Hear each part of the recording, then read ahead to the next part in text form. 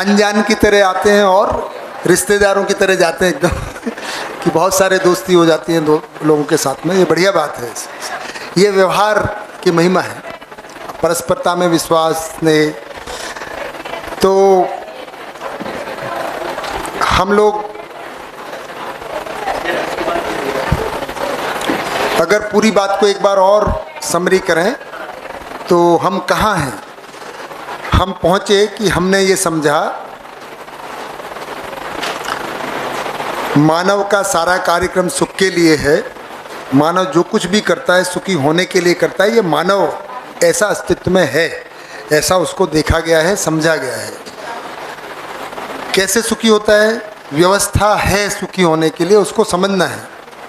उसको समझते हैं और समझ के अनुसार जीते हैं तो सुखी होते हैं और सुखी रहते हैं, है ना। तो क्या व्यवस्था है? तो हमने देखा मानव अपने आप में एक व्यवस्था है कि वो जीवन है और शरीर है। शरीर अपने आप में एक व्यवस्था है, हृदय अपने आप में एक व्यवस्था है, यकृत अपने आप में एक व्यवस्था है और पूरा शरीर भी अपने आप में एक व्यवस्था है। परमाणु एक छोटी व्यवस्था है, सब मिलके अणु एक व्यवस्था है। तो हर इकाई छोटी से छोटी अपने आप में एक व्यवस्था है और बड़ी से बड़ी व्यवस्था है। तो हर छोटी इकाई अपने से बड़ी इकाई के साथ भागीदारी करती ही है। तो एक एटम और दो एटम मिलके मॉलिक्यूल बन जाते हैं, तो दोनों एटम मिलके भागीदारी करते हैं, है ना। ऐसे ही हमने समझा मानव व्यवस्था है तो जीवन अपने आप में एक वास्तविकता है। उसमें मन, वृत्ति, चित्त, बुद्धि, आत्मा व्यवस्था है। उनमें आपस में अगर तालमेल हो जाता है तो वो एक व्यवस्था है, नहीं तो व्यवस्था तो बनी हुई है। तालमेल नहीं है इसीलिए वो दुख है। मन, वृत्ति, चित्त, हमने देखा कि अगर उनमें आपस में तालमेल नहीं है तो दुख है, अशांति है, असंतोष है। तालमेल बनता है, समझ जाते हैं, आत्मा में अनुभव हो जाता है, उसका बोध बुद्धि में हो जाता है और बोध के अनुसार जब चित्त में इच्छाएं होती हैं, वृत्ति में विचार होता है, मन में आशा होती है। तो मैंने कल लिखा नहीं था, मन में आशा, वृत्ति में विचार, चित्त में इच्छा, बुद्धि में प्रमाणिकता, बुद्धि में संकल्प, उसको रितंभरा बोलते हैं। बोध और संकल्प को मिलाकर क्या बोलते हैं? रितंभरा। और अनुभव और प्रमाण को मिलाकर बोलते हैं प्रमाणिकता। तो आत्मा में प्रमाणिकता होती है, बुद्धि में रितंभरा होती है। रितंभरा का मतलब अब सत्य से भरा हुआ, है ना। कोई चीज़ बुद्धि में सत्य भर गया है उसको रितंभरा बोलते हैं। और चित्त में इच्छा होती है जिसको चित्रण बोल रहे हैं, है ना।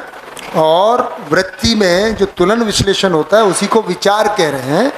और मन में जो आस्वादन और चयन की क्रिया होती है उसी को आशा बोल रहे हैं। आशा, विचार, इच्छा, इस तरह से।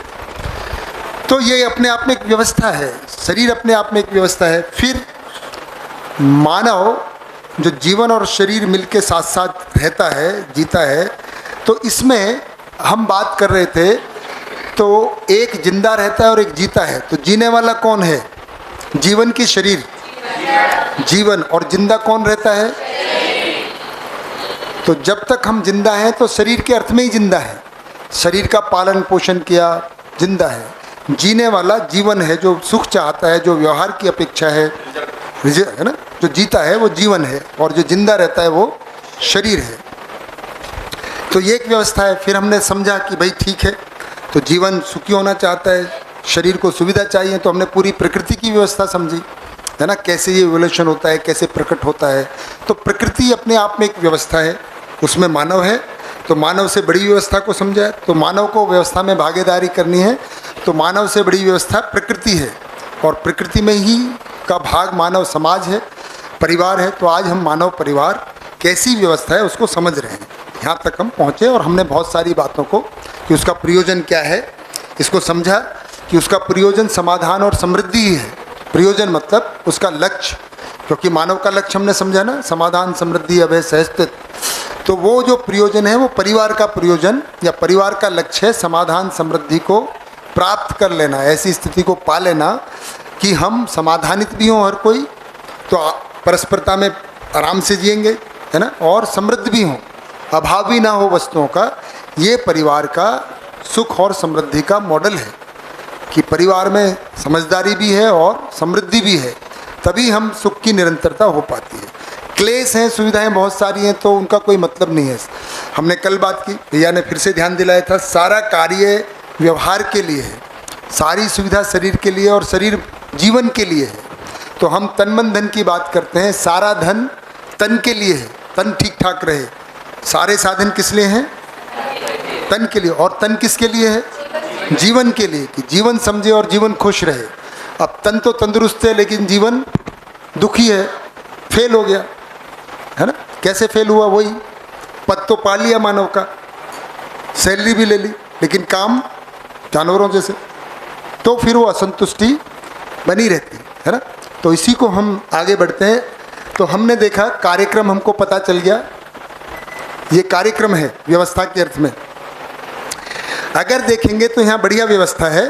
फिर से एक बार ध्यान दें कि इनकी शरीर की आयु ऐसी होती है, इनकी जो परिपक्वता नहीं होती है, तो इनको पोषण भी चाहिए, शरीर के लिए संरक्षण चाहिए और जीवन को शिक्षा चाहिए, क्योंकि मानव ऐसा है, पोषण संरक्षण चाहिए। तो कहाँ मिलेगा? परिवार में मिलेगा। परिवार में बच्चा आता है, परिवार में ही तो बच्चा आता है, तो परिवार में बच्चा भी आएगा, तो ये शिशु निर्माण भी परिवार में ही होगा, है ना। बच्चे का शरीर कहाँ बनता है? परिवार में ही बनता है। इसीलिए परिवार एक व्यवस्था है। अभी बात कर रहे थे, बहुत सारे लोग हैं, बच्चा पैदा तो करते थे और कहीं छोड़ के चले जाते हैं। कई बार गटर में पाए जाते हैं, कई बार हॉस्पिटल के बाहर पाए जाते हैं, कई बार अनाथालय के बाहर पाए जाते हैं, और उनका नाम दे देते हैं नाजायज बच्चा है। तो बच्चा नाजायज है कि माँ बाप नाजायज है? माँ बाप नाजायज है। बच्चा तो पैदा किया लेकिन छोड़ दिया, है ना। भाई बच्चा पैदा किया है तो उसका पालन पोषण संरक्षण तो माँ बाप की जिम्मेदारी है ना, वही तो माता पिता है। तो बच्चे नाजायज नहीं होते हैं। और व्यवस्था में क्या वृद्धाश्रम की जगह रहेगी? वृद्ध कहाँ रहेंगे? परिवार में। क्या बच्चों के, छोटे छोटे बच्चों के हॉस्टल की ज़रूरत रहेगी? कहाँ रहेंगे? परिवार में, है ना। इसी तरह से क्या अनाथालय रहेंगे? जोर से बोले। परिवार में रहेंगे बच्चे, है ना। समझ पूर्वक आएंगे, समझ पूर्वक रहेंगे। तो ये अनाथालय, वृद्धाश्रम, सब ये अव्यवस्था है, टेम्परेरी ढांचा हमने बनाए हुए हैं, टेम्परेरीली, क्योंकि हमारे पास अभी व्यवस्था का अभाव है। हम अभी व्यवस्थित लक्ष्य के अर्थ में नहीं हुए हैं, इसलिए हमको इन चीज़ों की जरूरत पड़ती है। तो युवा उत्पादन करेंगे, दोनों के लिए पोषण संरक्षण होगा। इनको शिक्षा चाहिए, इनको 20 साल चाहिए, इनके पास भी 20 साल हैं लगभग, इनके पास भी खाली समय है अब, क्योंकि उत्पादन नहीं कर रहे हैं, और ये चाहिए। तो कितनी पूरकता है, तीनों अवस्थाओं की पूरी अच्छे से उपयोगिता और पूरकता है। जैसे पदार्थ अवस्था, प्राण अवस्था और जीव अवस्था में है, मानव में होना अभी बाकी है।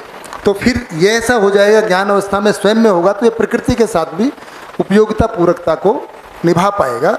इसका पूरी व्यवस्था अस्तित्व में ही है।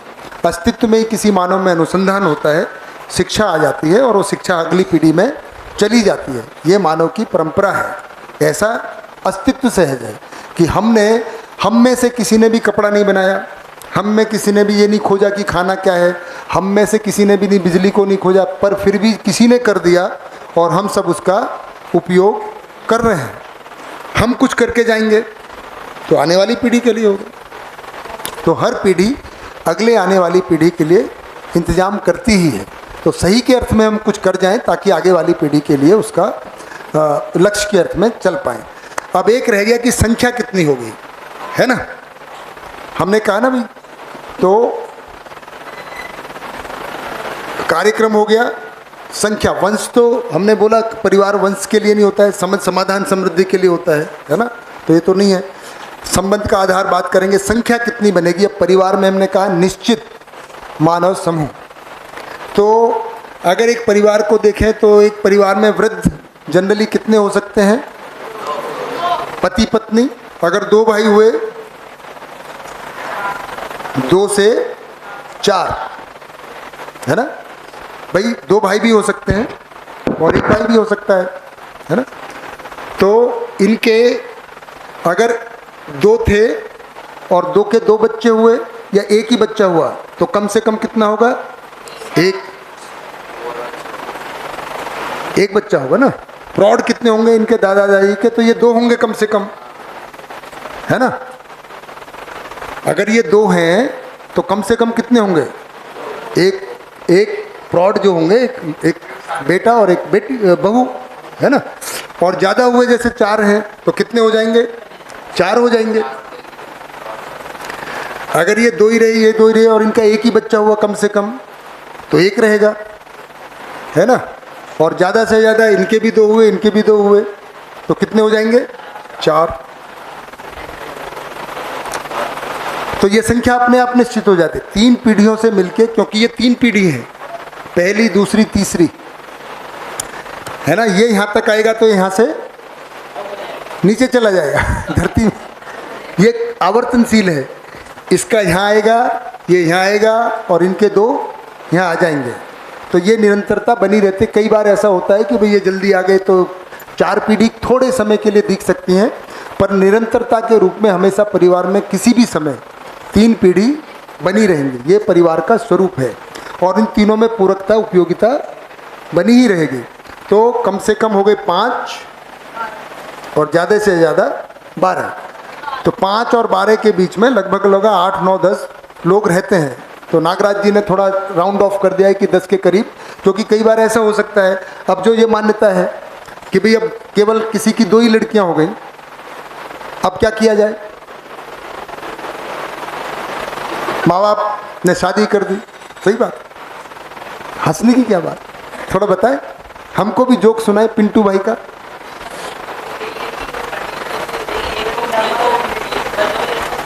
और एक को क्या कर दो?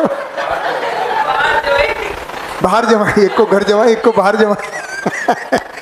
सेंस ऑफ ह्यूमर डेवलप हो गया है 7 दिन के अंदर।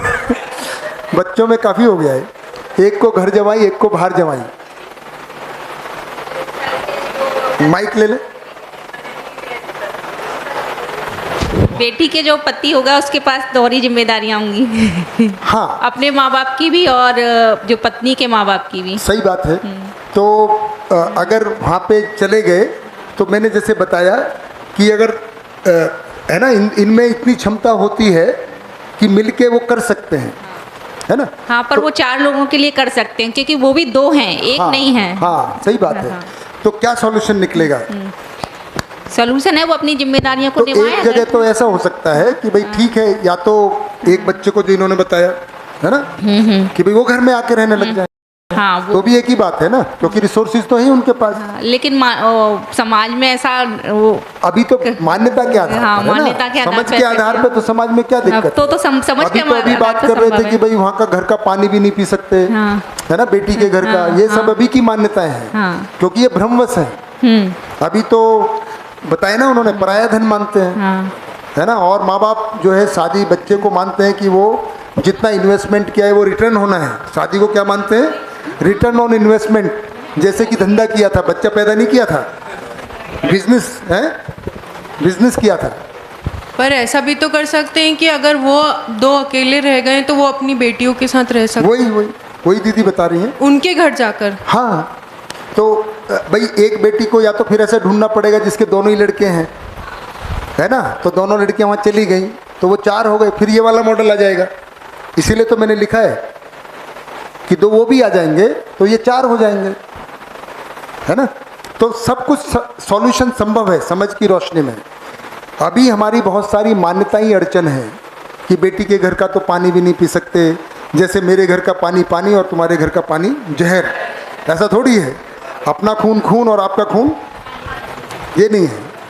समझ की रोशनी में भैया दामाद या बहू का कंसेप्ट नहीं रहेगा, वो एक बेटा एक बेटी, वो भी बेटा ही है। नहीं, नाम कुछ भी बोल दो, वो तो अरे समझ अगर होगी तो फिर समस्या आएगी नहीं। दामाद बोलने से भी भाव तो बेटे का ही रहेगा। हाँ, पर नाम से प्रॉब्लम नहीं ना। भाई सुराखली हो भी गई तो भी क्या है, छेदी क्या है कि समझ का थोड़ा प्रॉब्लम आ रहा है। हाँ, समझ की वजह से ही ये जो है वो है। समझ होगी तो फिर ये सब चीज़ें 2 बेटी हैं 2 बेटे हैं, उसका कोई बहुत ज़्यादा रोल रहेगा नहीं। हाँ, मतलब फिर बेटा बेटी बहू दामाद सब एक ही चीज़ है। जैसे अभी हम बोलते हैं दीदी भाभी चाची ताई, अब चाची ताती चाची ताई माँ मौसी सब एक ही कैटेगरी के है ना भाई। अभी हमने आइडेंटिफाई के लिए नाम दिए हुए, पर वो मावती हैं। ये सब संबंध क्या है? मातृवत। कौन कौन से संबंध माँ की तरह हैं? चाची ताई मौसी मामी, ये सब एक ही कैटेगरी के। बुआ, ये सब माँ की तरह है। अभी तो आंटी कर दिया उन्होंने, पर भारतवर्ष में क्योंकि एक संबंध को स्पष्ट रूप से पहचानने की जरूरत है, इसलिए नाम है, क्रिया एक ही है। क्रिया क्या है? पोषण देंगे वो सब, सिंपल बात है। अगर हमको अर्थ समझ में आता है संबंध का तो वो सब में एक ही है ना भैया? तो नाम से दिक्कत नहीं, मूल में समझ रहे हैं। तो ये व्यवस्था का आधार है ना।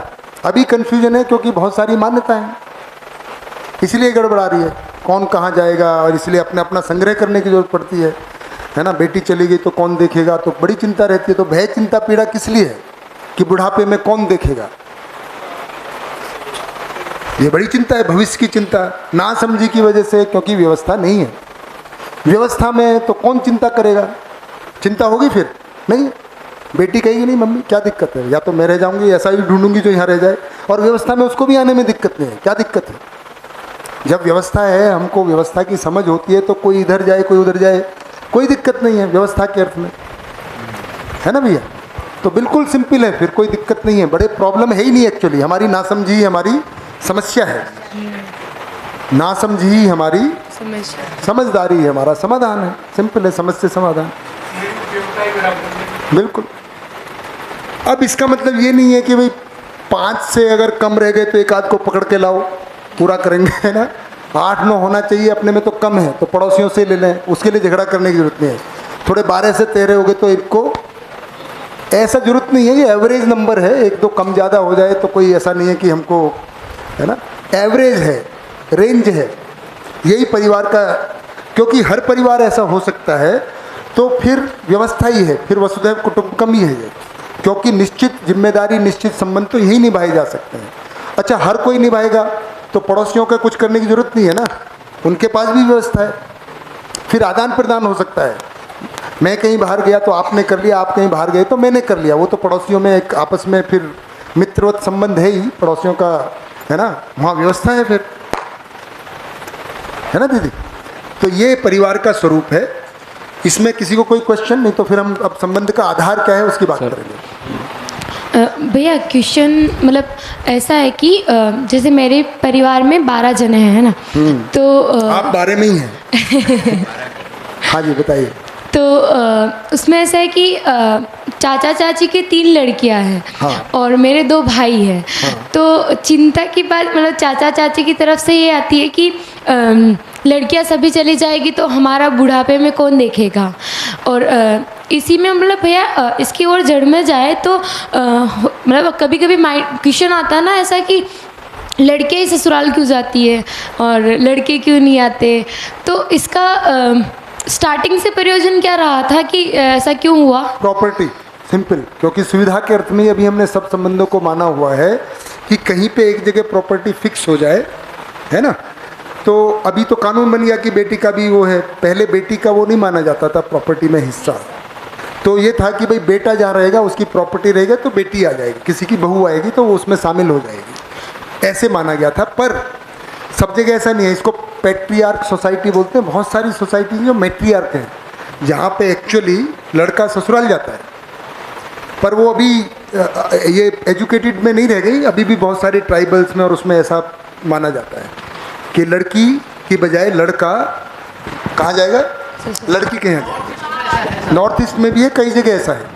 मतलब मेरे दादाजी बताते थे, मतलब इसी बताते हैं मतलब इसी बारे में कि जब ऐसा पहले नहीं था, लड़कों मतलब लड़कियां इसलिए ससुराल जाती थी क्योंकि लड़के जो होते थे पुरुषों का ऐसा था कि खेती करने का था, है ना।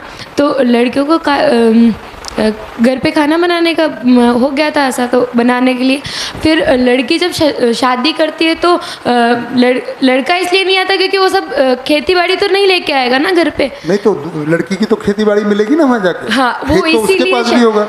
नहीं, लड़की के यहाँ खेत नहीं होगा क्या? होते ना, होते तो फिर वहाँ जाके कर ले, क्या दिक्कत है? हाँ, ऐसा ही कुछ था, ऐसा कुछ बताते थे दादाजी। हाँ, मतलब वो कोई लॉजिक ठीक नहीं बना। हाँ। भाई जैसे मैं लड़की वाला हूँ, आप लड़के वाले हैं। हाँ। अगर आप मेरे यहाँ आते तो मेरा भी तो खेत है भाई। हाँ, ठीक बात है।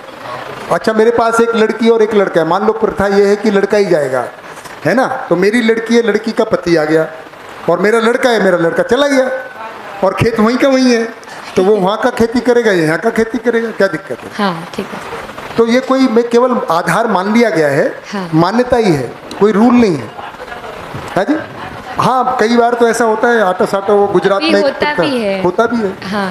तो ये सब मान्यताएं हैं, अभी सुविधा के आधार पे, कुछ मान्यताओं के आधार पे बना लिया हमने रीतियाँ, पर ये कोई रूल नहीं है, कोई कहीं भी आ जा सकता है अगर व्यवस्था को समझें। जैसे भी परिवार का प्रयोजन पूरा हो जाए, कुल मिला के अगर प्रयोजन की दृष्टि से देखते हैं, लक्ष्य की दृष्टि से देखते हैं, अगर ये पूरा होता है तो फिर कोई कहीं भी आ जा सकता है। आपके ही परिवार की अगर बात करें तो अगर भाई लोग कह दें चाचा चाची आप इतना चिंता क्यों कर रहे हो, हम हैं ना, इतना ही तो कहने की ज़रूरत है। हमारी पत्नी आएंगी, हम आपकी सेवा करेंगे, हम 2 भाई हैं, हमारे भी माँ बाप हैं, आप भी हैं हमारे साथ, हम मिलके कर लेंगे, तो चिंता की ज़रूरत है क्या, जाने दो दीदियों को, हम तो हैं ना। अगर ये आश्वासन दे देते हैं, वो कब देते हैं, जब हम स्वयं करना भी चाहते हैं। अगर हम में ऐसा है तो हम बोल सकते हैं कि भाई हम हैं, हम आपका कर देंगे, क्या दिक्कत है। हम अपने जैसे आप हमारे माता पिता, ऐसे ही आप भी हमारे माता पिता। तो वही हो गया, चाचा चाची क्या है, पितृवत मातृवत संबंध है। जैसे हमने इनको अभी बताया, मातृवत ही हुए ना, माँ जैसे। तो भैया समझ के अनुसार बच्चों की वो संख्या, मतलब हाँ। कितने बच्चे पैदा करने चाहिए, उसका क्या आधार होना चाहिए? उसका आधार जो निरंतरता है वो 2 बच्चों से बन जाती है। एक लड़का एक लड़की अगर हो जाए तो बहुत बढ़िया, पर 2 लड़के 2 लड़की, आजकल समाज में एक ही बच्चा पैदा करने लगे हैं और वो तो निरंतरता नहीं बनती, इसलिए बहुत सारे देश उससे जूझ रहे हैं। नेगेटिव ग्रोथ हो गया ना, तो वो जापान है, भी आज चाइना। की नई जनरेशन को थोड़ी समझ होनी चाहिए कितने बच्चे हमें पैदा करना जरूरी है। कम से कम 2, ज़्यादा से ज़्यादा 3 या 4, कम से कम 2। जापान ने ये रूल बनाया था कि केवल 1 बच्चा पैदा करेंगे। नहीं, पहले बनाया था चाइना ने पहले। उसका परिणाम ये निकला कि पहले तो सब लोग अकेले हो गए, अकेले ही होगा ना, वे बच्चे के माँ बाप मर गए, तो पति और पत्नी के कोई संबंध ही नहीं रह जाते ना। एक लड़का एक लड़की, जो लड़की आई वो भी, उसके भी माँ बाप गुजर गए, तो दोनों अकेले रह गए, कोई संबंध ही नहीं बचा। सब बहुत सारा अकेलापन के शिकार हुए, बहुत सारी मानसिक बीमारियां हुई। दूसरा, पॉपुलेशन ग्रोथ नेगेटिव हो गया, तो उन्होंने अब इंसेंटिव देना शुरू कर दिया है। क्या कि बच्चा पैदा करेंगे तो ये इनाम देंगे। ऑस्ट्रेलिया में ऐसा कर रहे हैं, बहुत सारे देशों में जहाँ ये बीमारी पड़ी, जापान में, ऑस्ट्रेलिया में, चाइना में, कि हम केवल 1 बच्चा करेंगे। पहले उन्होंने 1 चाइल्ड पॉलिसी को बढ़ाया। अब प्रॉब्लम हो गई कि अब बुजुर्ग ज़्यादा हैं और युवा बच्चे नहीं, और बच्चे बहुत कम हैं, तो वो सस्टेनेबल पॉपुलेशन ग्रोथ नहीं है। सस्टेनेबिलिटी के लिए कम से कम 2 बच्चे, 2 हैं, 2 माँ बाप हैं, अपना 2 तो बना के जाए ना कम से कम, ताकि 2-2 का क्रम चलता रहे। 1 मिनट भैया। हाँ, वो तो क्योंकि पॉपुलेशन को कंट्रोल भी करने की बात हो रही है, इसलिए 2 तो होने चाहिए। 2 तो मान ही रहे ना वो भी। चाइना, जापान, ये सब में तो 0-0 हो गए, ख़त्म ही होते जा रहे हैं, करते ही नहीं है बच्चे। हाँ जी।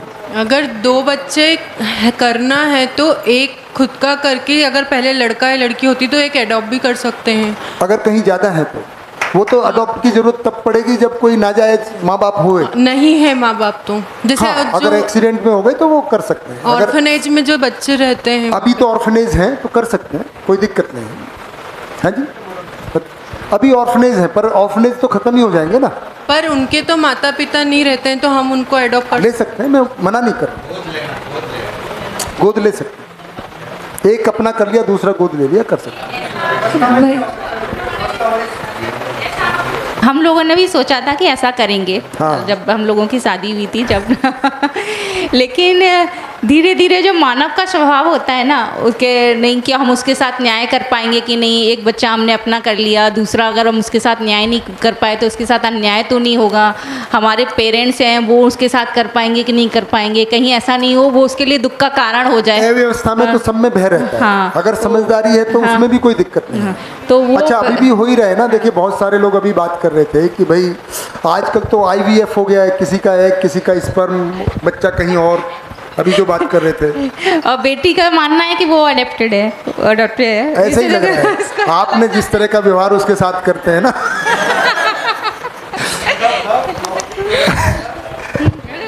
वो तो व्यवहार की जैसे ही मतलब कि ज़्यादा प्रायोरिटी मतलब पहलौटी बच्ची है, हाँ, ज़्यादा प्रायोरिटी मिलती है। ऐसा बच्चे को लगता है तो इसको बराबर प्यार, बेटा आप ज़्यादा कर लिया करो, इसलिए मारती है आपको, क्यों आपको ज़्यादा मिला है ना तो थोड़ा तो ले लूँ।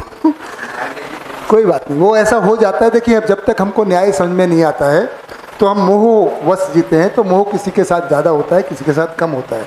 माँ बाप का कोई फेवरेट बच्चा हो जाता है, सवाल भी पूछते हैं कितने भाई बहनों में आपका फेवरेट कौन है। यार बच्चों में थोड़ी फेवरेट, ये कोई कलर थोड़ी है कि आपका फेवरेट टी शर्ट है कि, है ना, दोनों समान है अपने लिए, तो दोनों बच्चे हैं, है ना। दोनों के साथ न्याय की आवश्यकता है, पर हमसे गलती से होता है। अभी उसकी बात करेंगे, है ना, कैसे कैसे होता है, पूरा उस पर जा ही रहे हैं। ये तो सब प्रैक्टिकल है ना, जितना हमने समझा है उसका जो एप्लीकेशन है वो परिवार में है।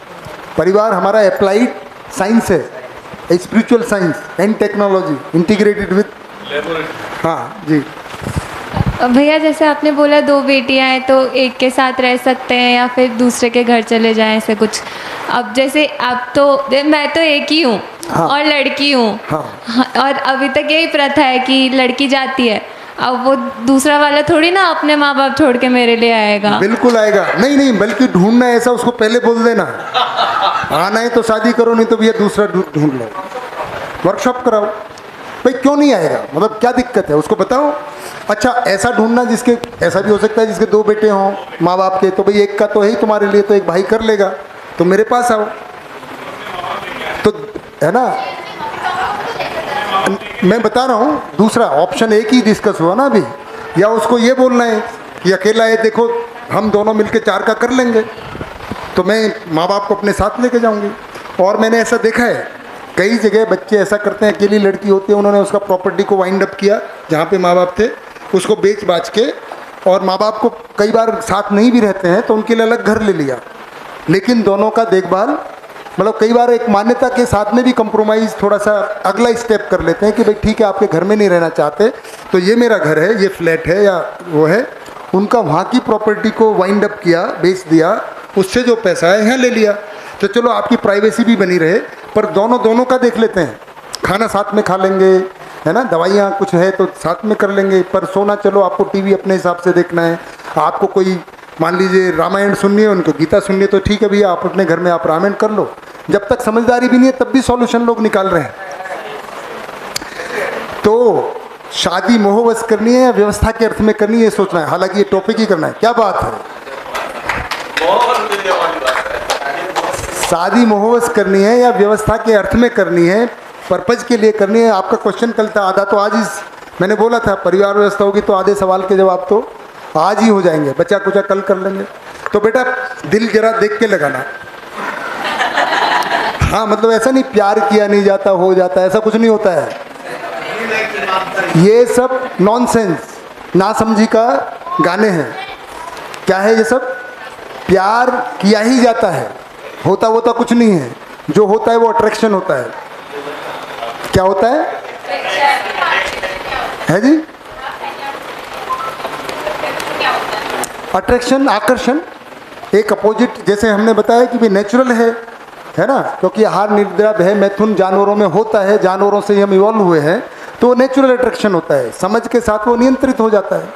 फिर जब मोह से हम प्यार में आते हैं तो अट्रैक्शन नहीं होता है ना। देखिए इसके लिए एक हमारे दोस्त हैं वो उदाहरण देते हैं, थोड़ा सा फालतू सा उदाहरण है पर समझ में आ जाएगा आपको। लड़का होता है डीटीसी बस में बैठा होता है ना, सुंदर सी लड़की आई, उसको देखते ही सोचता है कि ये मेरे बगल में आके बैठ जाए, बगल की सीट खाली बनी रहे, बचाता भी है कोई आ रहा है कोई आ रहा है, आके बैठ गई, और थोड़ा सा छूता है तो बड़ा मज़ा लेता रहता है, आँख बंद कर लेता है, थोड़ी देर में पिंटू ताऊ आ जाता है, मज़ा वैसे ही लेता रहता है। लड़की चली गई, ताऊ बैठा है, तो ये माइंड का ही है, कोई अट्रैक्शन नहीं होता। या उल्टा भी हो सकता है, लड़की बैठी है लड़का आया तो ये जो अट्रैक्शन है ये हमने मान लिया है कि अट्रैक्शन होता है, ये शरीर में कुछ अट्रैक्शन नहीं है, शरीर में कोई अट्रैक्शन नहीं है, ये हमारी मान्यता है ना। ये आप प्रयोग कर सकते हैं अपने मन के ख्यालों में अट्रैक्शन बना रहता है अक्षय भाई, है ना। तो अटैचमेंट या मोह अट्रैक्शन है जो अपोजिट सेक्स में मानते हैं।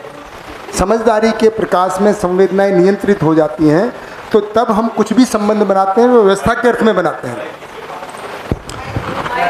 तो संज्ञानशीलता के लिए संबंध है, संवेदना के लिए संबंध नहीं है ना। तब ये बात समझ में आती है संबंध किसके लिए है। सारा संबंध व्यवहार के लिए है, सारा कार्य व्यवहार के लिए है, शरीर व्यवहार जीवन के व्यवहार के लिए है ना। तो शरीर में कोई अट्रैक्शन नहीं है। सर आपने क्या कहा, मोह नहीं हो तो प्यार नहीं है, मतलब मोह की अभाव में क्या होता है? नहीं, प्यार नहीं होता है तो मोह होता है। तो मोहवश संबंध नहीं बनाना है, प्यार किया जाता है। अटैचमेंट ऐसा कहते हैं ना, प्यार किया नहीं जाता प्यार हो जाता है। हाँ। प्यार करना ही पड़ता है।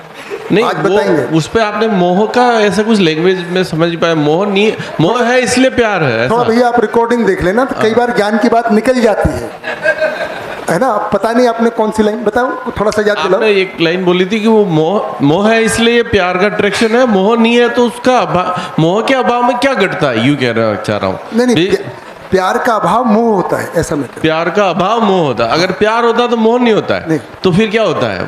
मतलब प्यार होता है। तो आप तो प्यार को तो वो कह रहे ना कि ये सोच समझ के करना, प्यार तो ऐसे सोच समझ के थोड़ा होता है क्या? वही तो कह रहे हैं, सोच समझ के ही होता है, वो हो नहीं जाएगा। अच्छा, नेचुरल अट्रैक्शन को प्यार नहीं कह रहे आप? ना पहले दोनों समझ गए, जीवन विद्या पढ़ ली, अब शादी कर ली, यूं? हाँ वही यार ये बात व्यवस्था के अर्थ में। इतिहास में लैला मजनू तो हुए ना? है जी? इतिहास में लैला मजनू तो हुए। वो तो कहानियां हैं, लैला मजनू नहीं हुए, कहानियां हैं। लैला मजनू भी हो, हीरा रांझा, ऐसे कहानी हमने बनाई है मन बहलाने के लिए। अच्छा। आज भी बहुत सारे हैं जो थोड़े दिनों के बाद में लैला मजनू होते हैं, फिर तालाब में पाए जाते हैं। नहीं अपन मतलब जो एक समर्पण का भाव है समझदारी से आता है कि नेचुरल? समझदारी से आता है। नेचुरल केवल थोड़ा बहुत अट्रैक्शन होता है जो जीवों के अनुसार होता है। शरीर के अर्थ में अट्रैक्शन हमने जीवन में माना होता है। या तो ये है कि जब तक दूरी बनी रहती है तब तक उसका एहसास होता है और करीब आते खत्म हो जाता है, ये जरूर कह सकते हैं। जांचिए आप, ये तो अपने में है कि भाई हमें प्यार है, संवेदना है, क्या है ना। पर प्यार तो करने की वस्तु है, होने की नहीं है कि हमको किसी से प्यार हो गया। वो अट्रैक्शन ही होता है, वो भी जीवन ने माना होता है ना। कई बार आजकल ना ये बड़ा दबाव रहता है। क्या दबाव रहता है? आजकल कॉलेजेस में ये हो गया है कि किसी लड़की का बॉयफ्रेंड नहीं है तो लड़कियों पे बड़ा दबाव हो जाता है कि मैं लड़की हूँ भी कि नहीं हूँ। प्रेशर आता है, और एक से अच्छे दो हों तो और ज़्यादा अच्छी लड़की हूँ, मार्केट वैल्यू ज़्यादा हो गई ना। मतलब वही लड़कों पे भी होता है कि नहीं? तो ये कहाँ से आ गया? ये मान्यता बस आ गया। पहले हमारे समय में नहीं होता था, हम लड़के ही बने रहते थे, कोई लड़की होती ही नहीं थी। खासकर कुछ कॉलेजेस में लड़कियां बहुत कम आती थी, है ना। तो पहले हमने तो नहीं देखा है ऐसा प्रेशर जो आजकल। और सिविल को तो कोई पसंद नहीं करता था, सिविल वालों को तो वैसे ही, है ना। तो ये सब प्रेशर मान्यता बस है। क्या कि मेरी मार्केट वैल्यू या मेरा सम्मान तभी है जब मेरे 2-4 बॉयफ्रेंड हो या 2-4 गर्लफ्रेंड हो। तो ये सब मान्यता बस है भैया, चल रहा है आजकल। आजकल के बच्चों से बात करेंगे तो नेचुरल अट्रैक्शन तो होता है नेचर द्वारा एक अपोजिट सेक्स का, वो जीवन में ही होता है। इसीलिए मैं बता रहा हूँ ना, अट्रैक्शन शरीर में होता है कि जीवन में होता है? जीवन में। जी भैया थोड़ा इसको और स्पष्ट करो आप। जैसे आप मैं जितना समझ पाया, जिंदगी के मकसद की समझ के बिना प्यार नहीं होता है। नहीं, शादी भी झंझट है, हाँ, बच्चा भी झंझट है, सब कुछ झंझट है, परिवार भी झंझट है ना। फिर तो जिंदगी झंझट है। मैं अपने आसपास जब देखता हूँ तो अपनों की भीड़ में भी हर व्यक्ति अकेला पाता हूँ। जी जी। अपने को घर में शादी है, फंक्शन है, सबको बुलाया है ना, रिश्तेदारों को, सब अपने हैं। हाँ, पर मोबाइल के लिए फोटो आ जाए तो उसके लिए हंस रहे, बाकी अंदर से हंसी आ नहीं रही है नेचुरल रूप से ना। हर आदमी अकेला महसूस कर रहा है। सामने कोई है तो हमेशा उसके बारे में शिकायत से भरा ही रहता है, यहाँ तक गले तक। एक कुछ थोड़ा सा चिंगारी दिखा दे, उल्टी विस्फोट जी। तो ये ऐसे में जिंदगी की समझ के बिना, अभी जैसे वंश को मान लिया भाई, जबकि आपने बताया भाई ये वंश परंपरा तो जानवर में होती है कि कुत्ते का बच्चा कुत्ता ही होगा, शेर का बच्चा शेर ही होगा, है ना। पर इंजीनियर का बच्चा इंजीनियर को गारंटी नहीं है, डॉक्टर का बच्चा डॉक्टर को कोई गारंटी नहीं है, समझदार का बच्चा भी समझदार हो ये गारंटी नहीं है। इसलिए आदमी, जो आपने बताया कि आदमी तो ज्ञान परंपरा है, है संस्कार से ही परंपरा बनती है। बच्चों को समझ दोगे तो आपका जैसा बन जाएगा, नहीं दोगे तो डाकू का बेटा विद्वान और विद्वान का बेटा डाकू बन ही सकता है महर्षि वाल्मीकि डाकू के बेटे थे? है जी? या वो डाकू थे, खुद डाकू थे ना? नहीं खुद नहीं, डाकू। हाँ, कहानी जो भी ठीक है। तो हाँ, तो ऐसे में इसका मतलब है कि समझ से, संस्कार से, ज्ञान से ही व्यवस्था की समझ आती है, हाँ। तभी सुखपूर्वक तो जी अब सकते हैं। उसके आपने जैसे बताया भाई, अब मकसद की समझ तो भी है नहीं, सब तो वंश के लिए कर रहे हैं, है जी? वंश चलता रहे उसके लिए करते हैं। मैं देख रहा हूँ बहुत से परिवार जहाँ अत्यंत गरीबी है, संघर्ष जबरदस्त है, 12 घंटे का नौकरी है, उसके बावजूद भी बैठा हुआ है मान्यता कि नहीं यार वंश तो चलाना है, तो 2 बेटियां होंगी तो तीसरा ट्राई, तीसरे बेटी होगी तो चौथा ट्राई। ऐसे बहुत से उदाहरण आसपास दिखाई देते ही हैं। ना समझी के हाँ, तो ऐसे में जब समझ आ जाएगी, ज़िंदगी के मकसद की पहचान हो जाएगी, तो फिर पकड़ में आगे वंश तो मानव में नहीं जानवर में होता, हमको तो संस्कार तो देने हैं। बढ़िया करें भैया, मैं अभी उसी पे आ जाता हूँ तो फिर। आप वो जो बोले ना 2 के 2 बच्चे, हाँ, डिंक, नहीं, आपने डबल बोला इनकम भी नो कि किड्स। वो अच्छा, आप- 2 के 2 बच्चे, विनीता बहन ने पूछा भी कि कितने बच्चे होने चाहिए, तो आपने हाँ, कहा 2, कम से कम 2। तो 3-4, तो फिर ये तो बिना समझ के, तो अभी जैसे ज़्यादा बच्चे हो रहे हैं तो वो ज़्यादा प्रदूषण फैला रहे हैं, ज़्यादा धरती का नुकसान हो रहा है, ज़्यादा खुद का भी नुकसान हो रहा है, परिवार तो समाज भी। इसका जवाब यही है, जैसे अगर हमको ये समझ में आ गया कि लड़की लड़के में कोई फ़र्क नहीं है सिवाय बॉडी के, उसमें भी जीवन है, ये भी जीवन है, दोनों समान है, मैं उसका चर्चा करूँगा ही आगे। तो फिर ये प्रेशर ही नहीं होगा कि अरे है ना लड़की होनी चाहिए या लड़का ही होना चाहिए। मेरे एक देखिए मान्यता कैसे फ़र्क पड़ती है ना, मान्यता का कितना फ़र्क होता है। तो मैं कॉर्पोरेट में काम करता था, तो कुछ दिन के लिए मेरी पोस्टिंग हेग में हो गई। हेग कहाँ है? हेग है नीदरलैंड में। हाँ, तो कुछ दिन के लिए मैं 3-4 वीक के लिए वहाँ गया था। तो मेरे न्यूज़ आया कि भाई मेरी तब तक एक बेटी हो गई थी, बेटा बड़ा था। तो एक महिला बगल में बैठी हुई, ऐसे जैसे बात करते हैं, वो पूछ रही थी कि अच्छा आपका फैमिली क्या है, कौन है। तो मैंने कहा कि भाई अभी अभी मुझे एक बेटी हुई है। तो उसने बड़ा कॉन्ग्रेचुलेट किया, बड़ा खड़ा खुशी होके, और मिठाई भी लेके, अरे बहुत बढ़िया बेटी हुई है, आपका तो बुढ़ापा सुधर गया। मैंने कहा यार ये तो बड़ा अजीब सुनने को मिल रहा है, हिंदुस्तान में तो बेटी हुई है तो थोड़ा मुँह रो के बताते हैं, डॉक्टर निकलते हैं ना आपको बेटी हुई है, बेटा हुआ है, अरे आपको बेटा हुआ है, मुबारक हो मुबारक। मतलब ये हमारी मान्यता है, तो ये जगह के अनुसार बदलती रहती है। कल हमने बताया मान्यता में क्या है, हर जगह बदलती रहती है। कहीं वो बेटी होने को वरदान मानते हैं, कहीं पे बेटी रहने को, अगर समझदारी के अर्थ में फिर बेटी और बेटा होना बराबर ही है।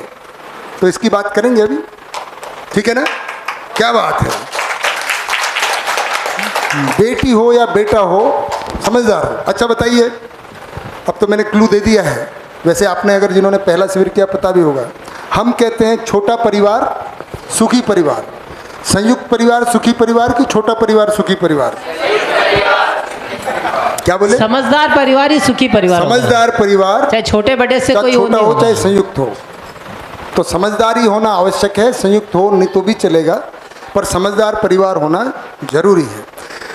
चलिए आगे बढ़ते हैं। जो सर, अभी सुनील भैया ने बात की, सर, हाँ जी हाँ जी हाँ, छोटा सा कंफ्यूज केशव, है। हाँ जी किशन, छोटा सा कंफ्यूज है कन्फ्यूजन बताइए। कि सर 21 और 60 की उम्र में मतलब वो ज़्यादा समझदार होने चाहिए, ज़्यादा समझदार होने चाहिए, क्योंकि वो एक बड़ों को भी पाल रहे हैं और छोटों को भी शिक्षा दे रहे हैं।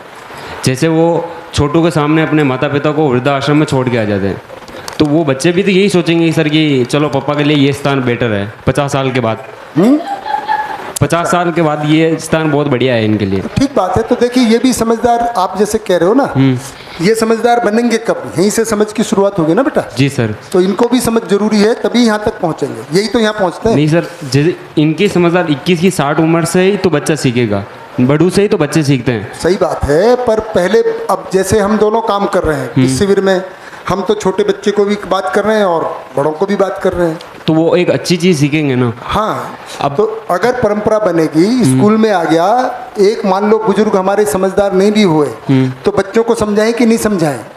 बिल्कुल, बस। तो ये ही यहाँ पहुँचेंगे ना, अगली पीढ़ी तो कम से कम ठीक हो गई। जैसे मान लिया आपके पिताजी समझदार नहीं हुए, मैं उसके बहुत सारे किस्से बताऊंगा अभी, बहुत सारे अभी मेरे पास पिटारा है व्यवहार का। जी सर। अभी वो आएगा आगे, पर चलो आपने पूछा है तो उदाहरण मान लीजिए आपके माता पिता नहीं समझे और आप उनको बोलते भी रहते हो कि भाई शिविर में आ जाओ, शिविर में आ जाओ, है ना, नहीं आ रहे हैं, पर आप समझदार हो गए तो आप तो अपने बच्चों को एक साथ अच्छा व्यवहार करोगे ना। तो उससे मम्मी पापा भी तो सीख लेंगे। और आप अपने मम्मी पापा को भी ठीक करोगे। सर ये मतलब ज़रूरी तो नहीं कि हर चीज़ हम मम्मी पापा से सीखें, कुछ ऐसी भी चीज़ें हो सकती हैं मम्मी पापा हमसे सीख सके। तो वही तो कर रहे हैं, तो सीखेंगे ना आपसे फिर। तो कोई भी समझ ले, ये मैं कह रहा हूँ कि कोई सीखे, यहाँ भी समझ सकता है, यहाँ भी समझ सकता है। परंपरा बनेगी तो यही समझदार होते हुए यहाँ पहुँचेंगे, यही समझदार होते यहाँ पहुँचेंगे। तो सर जैसे अभी 21 की उम्र वाले हैं, उनको तो बीज अच्छा बोना चाहिए ना, मतलब। हाँ तो वो तो रहे ना। हाँ, क्योंकि नीम का वो बीज बोकर वो आम तो नहीं पा सकता। हाँ नहीं पा सकता। जैसे उसके विचार ऐसे बनेंगे कि मैं अपने मम्मी पापा के साथ नहीं रहा हूँ, तो उस बच्चे की तो ऐसी भावना रहेगी कि मैं अपने मम्मी पापा के साथ क्यों रहूँ। हाँ ठीक, सही है। तो सबको समझदार होना चाहिए, निष्कर्ष तो यही है ना, सबको समझदार होना है, बच्चों को भी बड़ों को भी सब। मैं उसे इतना समझ पा रहा हूँ कि अच्छी चीज़ बतानी चाहिए उसको। हाँ ठीक है, बतानी चाहिए, वो बढ़िया समझ पा रहा हूँ। बहुत बढ़िया केशव भाई, अच्छी चीज़ बतानी चाहिए। और एक छोटा सा सर उदाहरण समझ पाया उससे कि बूढ़े मतलब वृद्ध आदमी को जरूरत संसाधनों की नहीं होती, उनको प्यार की जरूरत होती है। सही बात। जैसे मैंने एक छोटा सा एग्जांपल देखा, मतलब उनको भूखा रखो लेकिन प्यार करते रहो। नहीं सर, भूखा नहीं सर, सुविधा उनको मिल जाएगी। वृद्धाश्रम में उनको सुविधा मिलती है, हमसे भी कई गुना अच्छा उनको भोजन प्राप्त मिलता है, पर सर उनको प्यार की भूख कह रहे हैं ना कि वृद्धाश्रम की आवश्यकता नहीं है, यही तो बता दिया ना। वही तो बता रहा हूँ सर, पर अभी तो है ना, देखने को तो मिलता है, देखने को तो मिल रहा है। तो निष्कर्ष निकल गया ना, ये तो हो गया सब हमें। अब आप क्या बताना चाह रहे हो वो मैं समझना चाहता हूँ। तो सर निष्कर्ष हो गया कि वृद्धाश्रम की आवश्यकता नहीं है। हाँ, पर सर उनको, जैसे मेरे कोई घर में बुजुर्ग हैं तो उनको सुविधा तो मिलेगी, जैसे पापा दे रहे या मैं दे रहा हूँ, पर सर उनके पास बैठने से भी ऐसी बहुत सी चीज़ें सोल्व हो सकती है जो उन्होंने एक्सपीरियंस किया या अनुभव किया हो, ऐसा भी तो हो सकता है। तो बेटा यही तो बता रहे हैं। अच्छा, आपने सुना नहीं है लगता है। सारी बात यही हुई है कि व्यवस्था का मतलब ये है कि ये शिक्षा देंगे। देखो ये जो आप कह रहे हो ना, यही बात बताई है कि शिक्षा का देखो एरो बना हुआ है अभी, यहाँ वृद्ध लिखा हुआ है। अगर ये समझदार है तो ये तो समझदार हो ही यहाँ के, ये उत्पादन में लगे हुए, शिक्षा का काम ये कर लेंगे बच्चों के साथ। यही व्यवस्था है जी सर, तो लिखा ही हुआ है, ठीक है ना। बहुत बढ़िया, आपका ध्यान गया बोर्ड के लिखे। तो ऐसा ही कह रहे हैं कि सुविधा भी मिलेगी इनको, बल्कि यही बच्चे इनके पोषण संरक्षण का ध्यान रख लेंगे। क्या बेटा दादा को खाना दे दो, दादी को ये दे दो, वही है, ये व्यवस्था है नेचुरल। हाँ, और ये शिक्षा देंगे, यही मैं बता रहा हूँ। सर इसी से रिलेटेड एक क्वेश्चन है जो आपने पहले बात कर रहे थे अट्रैक्शन और लव के बारे में। तो सर अट्रैक्शन, अटैचमेंट और लव में क्या डिफरेंस है? आऊँगा बेटा अभी, उस पर भी हो गया, बताऊँगा। हाँ। और एक और क्वेश्चन है, जैसे आपने कहा कि किसी का ऐसे एक बच्चा हो तो एक और एडॉप्ट कर ले तो भी दिक्कत नहीं है जी। तो सर जैसे जिस बच्चे को एडॉप्ट कर रहे हैं, तो जब वो भ्रूण में था तो आपने बोला जब 4.5 महीने का हो जाता है उसके बाद वो धीरे धीरे बाहरी वातावरण से आचरण ग्रहण करने लग जाता है खुद में, और जब वो पैदा होता है तो तब वो उन्हीं आचरण के अनुसार चलता है। तो जब अपन उसको एडॉप्ट करते हैं, जैसे वो 2 साल का हुआ, अपन ने उसको एडॉप्ट किया, तो जो उसका आंतरिक आचरण है ना, उसको चेंज किया जा सकता है क्या बाहरी वातावरण से? हाँ, तो अभी बात की थी हम, अभी ये थोड़ा सा टी ब्रेक में थोड़ी सी एक्स्ट्रा बात हो रही थी कि नेचुरल व्यवस्था तो यही है कि सबके अपने बच्चे हों, अव्यवस्था हो ही नहीं, अडॉप्ट करने की ज़रूरत ही ना पड़े। अगर कोई एक्सीडेंट वगैरह हो गया तब करते हैं, अगर समझदारी की परंपरा बन गई है तब तो सब जगह समझदारी मिली ना, तो फिर कोई दिक्कत की बात नहीं, ऐसा करें। और अभी भी अगर अडॉप्ट करते हैं तो जो हो जाए, जितना हो जाए उतना ठीक है, नहीं तो शिक्षा के द्वारा उसको संस्कार को कर ही सकते हैं, जैसे अभी कर रहे हैं भाई। इतने बड़े लोग बैठे हुए हैं ना, एक नेचुरल व्यवस्था क्या है और एक मजबूरी, मतलब अब हो गया है तो उसको कैसे ठीक कर लिया जाए। जैसे ग्लोबल वार्मिंग हो गई तो उसको ठीक किया जा सकता है, ऐसा करें, ठीक है ना। बहुत बढ़िया, बढ़े आगे। और कोई बात? अभी एक और सवाल है, फिर ताली। अगर लड़का लड़की में फ़र्क नहीं है, हाँ, तो ऐसा क्यों होता है कि जब लड़की बाहर जाती है तो उसके साथ एक लड़के का होना ज़रूरी है, अगर लड़का बाहर जा रहा है तो उसके साथ लड़की का होना ज़रूरी नहीं है? भ्रमित परंपरा भाई, पर यही तो चलता आ रहा है। नहीं तो इसको ठीक करना है ना। अब देखो हमारे बच्चे हैं, अकेले पढ़ रहे हैं कहीं बाहर जाके लड़के हैं, तो अब तो उनको साथ लड़का नहीं भेज रहे। हाँ जी बिल्कुल, आज्ञा की क्या बात भैया, मेरे के लिए सभा सब ओपन ही है। कंवर भाई भी बिल्कुल थोड़े से जवाब देना भी। महिलाओं का और बालिकाओं का कुछ फिजिकल जो उनकी वो पोजीशन होती है, उनके हिसाब से उन्हें ज़्यादा सुरक्षा की ज़रूरत होती है। अभी समाज में शोषण है इसलिए सुरक्षा की इसलिए जरूरत उनको है, ऐसा नहीं है। हाँ, इसलिए अगर उनको- समझदारी की हाँ। परंपरा है तो जब हम अभेता हो गया तो फिर सुरक्षा की क्या है, घर में भी बाहर। पुरुष प्रधान मानसिकता होने से उनको कुछ एक्स्ट्रा हाँ, सिक्योरिटी की अभी- आवश्यकता अभी- होती है। अभी तो अभी अपना पराया माना हुआ है और बाहर बेटी निकलती है तो हमको भय है कि कोई भ्रमित मानव तन मन का शोषण कर सकता है, तन मन धन का, इसलिए सुरक्षा की जरूरत इसलिए उनकी सुरक्षा का ध्यान है। रखा अगर जाता है। सब समाधान समृद्धि समझदारी से सब जिएंगे तब कोई दिक्कत नहीं होगी। और उसी के लिए काम चल रहा है, ठीक है ना नरेंद्र और भाई? इसको ये उदाहरण भी दिया जाता है कि जो लड़के होते हैं उनको इक्विवेलेंट टू स्टील के बर्तन, ये स्टील के बर्तन हैं, बाहर भी रह जाएंगे, किचन में खुले रह जाएंगे तो कोई ज़्यादा टेंशन वाली बात नहीं है। और लड़कियां होती है ऑर्नामेंट्स हैं, उनको पूरा की लॉक एंड की में वो मान्यता है, ऐसी मान्यता है। मान्यता, ये तो मान्यता है भैया पुरानी, हमने ही बनाया है क्योंकि अभी जो है अभी सुविधा के लिए सारा सिस्टम बना हुआ है, सुविधा के लिए संघर्ष है, इंद्रियों को ही सुख माना हुआ है, उसके चक्कर में ये सारा अव्यवस्था है, इसलिए सब बन गया है। बेटा इसमें ये नहीं रहेगा ना, इसलिए बात कर रहे हैं, इसलिए हम अब व्यवस्था की बात कर रहे हैं, तभी तो ये शिविर की बात हो रही है ना, ठीक है ना? तो वहाँ पे आप बढ़िया से अकेले जा सकते हैं, कोई ले जाने की जरूरत नहीं, जहाँ भय ही नहीं रहेगा। जब तक व्यवस्था नहीं है तब तक तो प्रिकॉशन लेना ही हाँ, होगा। तब तक प्रिकॉशन लेना ही चाहिए। कहीं ऐसा नहीं हो कि मेरी बेटियां कहें कि वहाँ पर तो ये बात हुई थी तो आप तब तक प्रिकॉशन की जरूरत है। जैसे जब एक उदाहरण दिया जाए कि भाई सभी समझदार हो गए, मान लीजिए पूरे सारे देश समझदार हो गए, अब हम समझदारी को देश तक फैला देते हैं, है ना? भारतवर्ष भी हो गया, पाकिस्तान भी हो गया, अफगानिस्तान भी हो गया, ब्रिटिस्तान भी हो गया, अमेरिकिस्तान भी हो गया, सब समझदार हो गए। आर्मी की ज़रूरत है क्या? मिसाइल्स की ज़रूरत है क्या? ख़त्म हो जाएगी। लेकिन जब तक समझदार नहीं हुए तब तक रखा जाए, यही बात है। तो सबको पहले क्या काम किया जाए? समझदार, जैसे लड़कों को भी बनाया जाए, लड़कियों को भी बनाया जाए। अब तो उल्टा हो गया ना, नर नारी में समानता की बात हो रही है, तो ऐसा नहीं है कि लड़के ही एक्सप्लॉइट करते हैं, अब लड़कियां भी करने लग गई हैं। अब तो शुरू हो गया ना भाई कि हम आप ही थोड़ी दारू पियोगे, हम भी पियेंगे। आप ही थोड़ी हमारे माँ बाप को परेशान कर सकते हो, हम भी आपके माँ बाप को परेशान कर सकते हैं। इसमें अभी समानता चल रही है कि आप गन चला सकते हो, हम भी चला सकते हैं। अभी तो अव्यवस्था, भ्रम में बराबरी, क्या किसकी बात कर रहे हैं? भ्रम में बराबरी की बात हो रही है। अभी समझदारी में समानता की आवश्यकता है, जिसकी इसीलिए हम लोग यहाँ पे हम कोई डिस्क्रिमिनेट नहीं कर रहे कि भाई लड़कियों को नहीं समझाएंगे, लड़कों सबको समझने की जरूरत है, उम्र के हिसाब से भी नहीं, छोटा हो बड़ा हो बच्चा हो, क्योंकि हमको पता है जीवन समान है, हर कोई समझना ही चाहता है और उसका प्रमाण आपको दे रहे हैं। निकिता बेटा भी उतना ही समझ रही है, नमन बेटा भी उतना ही समझ रहे हैं जितने बड़े बच्चे समझ रहे हैं, उतने ही कंवर भाई समझ रहे हैं, बल्कि नमन बेटा ज़्यादा ही समझ रहे हैं। हम लोग ऐसा प्रमाण मिल रहा है सामने देखने को।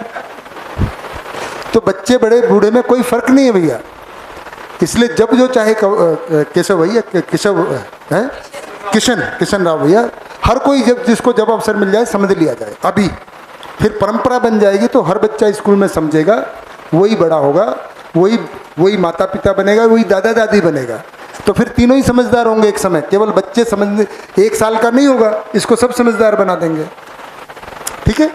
ये परंपरा की जरूरत है। ठीक है सुनील भैया, आगे बढ़े। कमलेश भैया, ठीक चल रहा है आज?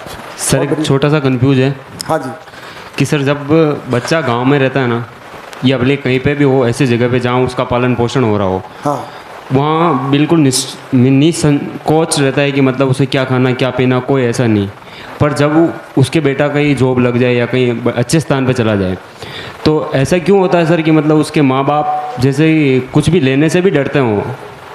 ऐसा मैंने एक कहानी में पढ़ा था जो हमारे 11th में था शायद, कि वो गांव से कहानी को छोड़ो, कोई रियल घर परिवार की बात बताओ। कहानी तो मनगढ़ंत भी हो जाती है कई बार। नहीं आप सर, वो कहना क्या चाहते हो? जैसे आपने कहीं ऑब्जर्व किया हो, ऑब्जर्व कभी भी सोचता है तो वो कुछ सोच कर फिर ही तो देखता है कि ये जनरेशन होगी उसके साथ। जैसे कुछ कभी नहीं हो रहा बेटा, थोड़ा क्लियर करो। कभी कुछ भी सोचता है तो सर वो ऐसा मतलब उसकी भावनाएं रहती या उसकी सोच रहती कि ऐसा होगा। कैसा होगा? में जैसे मैं बता रहा हूँ ना कि वो माँ बाप बचपन में ऐसे थे, मतलब कि गांव में तो वो बच्चे को बहुत अच्छे से पढ़ाया, सब कुछ किया। हाँ। पर जब वो शहर में आए तो ऐसा लगता था कि जैसे वो कहीं मतलब काल कोठरी में आ गए हो। ऐसा जीवन उनको क्यों व्यतीत करना पड़ता है सर? नहीं समझ पा- हेलो। हाँ, गांव में थोड़ा खुलापन रहता है। हाँ, मेरे साथ भी ऐसा हुआ। जब मैं गांव में रहता था तो मुझे बड़ा खुलापन लगता था, हवा अच्छी लगती थी। और मेरे भाई, बड़े भाई शहर में आ गए, उनके घर आना पड़ता था, तो एक ही दिन में भागना था, क्योंकि ना तो वो बसों का धुआं ठीक लगता था, और वो शहरों में छोटा घर रहता है, गांव में अपना बड़ा दलान। तो जिसका हमको अभ्यास हो जाता है वैसा लगने लगता है, वो अनुकूल हमको लगने लगता है। नमस्ते। हाँ जी, नमस्ते। हाँ, मैं हाँ, ये बताएंगे, बताइए टीना बहन। ये भैया जो बोल रहे हैं ना, तो इसका मतलब ये है कि अभी आपने परिवार व्यवस्था समझाया है ना, तो ये जो मतलब शिशु और वृद्धा अवस्था है ना, तो 21 से 60 वाले मतलब कमाने सुख सुविधा वालों में जुटने के लिए लग गए, लेकिन जो ये वृद्ध अवस्था है उनके पास भी पर्याप्त समय है, और जो वो छोटे वाले हैं उनके पास भी पर्याप्त समय है। तो अगर वो 3 बार क्वेश्चन पूछेंगे तो वो 3 बार आंसर दे सकते हैं। और जैसे मतलब वो बोलेंगे कि ये मतलब ये कुर्सी है, वो कुर्सी है, तो वो मतलब 3 बार बोलेंगे, हाँ बताएंगे कि ये कुर्सी है। और अगर मतलब वही क्वेश्चन मतलब इनसे युवा से पूछेंगे तो वो मतलब एक बार में बताएंगे और दूसरी बार में मतलब मना कर देंगे कि क्या क्या बोलता रहता है। हाँ, चाटा लगा देंगे और उसको भगा देंगे एक तरह से। तो मतलब उनके पास सॉल्यूशन है, समाधान है, और उनके पास वो जो मतलब छोटे हैं इनके पास समाधान है, इनके पास जिज्ञासा है। जिज्ञासा है, तो वो जो मतलब पूछना चाहते हैं, और ये वृद्ध ये जो मतलब वृद्धावस्था वाले हैं वो बताना चाहते हैं, वो तो अपना ज्ञान बांटना ही चाहते हैं एक तरह से कि बढ़िया बात करा। ये नेचुरल व्यवस्था है। बच्चा जन्म से न्याय का याचक होता है, जिज्ञासु होता है, जिज्ञासा पूरी करने का सामान पहले ही है। वो भी बताना ही चाहते हैं, अकेलेपन में रहेंगे क्या अब ये? हाँ, तो वो अब इनका अकेलापन गायब। सुनील भाई, अकेलापन गायब। तो वो अपनी बात को रखना चाहते हैं, लेकिन युवाओं के पास टाइम नहीं है कि बच्चों को समय दे पाए, और बच्चों मतलब वृद्धावस्थाओं के पास मतलब पूरा टाइम है कि वो बच्चों को दे पाए। तो उनमें मतलब ये जब समझ का विकास हो जाएगा तो ऑटोमेटिकली ये स्वतः जो समस्या है उसका समाधान हो जाएगा, कि दोनों ओर से सभी मतलब खुश रहने लग जाएंगे। वो बच्चे हैं अपने दादा दादी के साथ रहने लग जाएंगे, तो उनका भी मतलब समय खाली नहीं रहेगा, और अपने आप व्यवहार हो जाएगा, और बच्चों में भी समझ विकसित हो जाएगी, जो दोनों को बराबर प्यार मिल जाएगा अगर हम ऐसी व्यवस्था को समझेंगे तो। क्या बात है, सही बात है। उन्होंने थोड़ा डिटेल में बता दिया बेटा, है ना। अभी व्यवस्था समझ की कमी है, इसलिए परेशानी है, नहीं तो सब नेचुरल। बच्चा जन्म से ही न्याय का याचक है, न्याय देने वाला बैठे ही है। आ तो सही बेटा, आजा, है ना। जिज्ञासा लेके बेटा आजा, सब सवाल का जवाब है, और 10 बार पूछ, है ना। समय भी बहुत है, बल्कि समय इसी के लिए। अब कमाना वाना सब बंद हो गया, कमाने वाली दूसरी पीढ़ी कर रही है, अब अपन तो खाली हैं। किसके लिए कहें, उसी के लिए है ना। तो बढ़िया है, यही व्यवस्था है नेचुरल।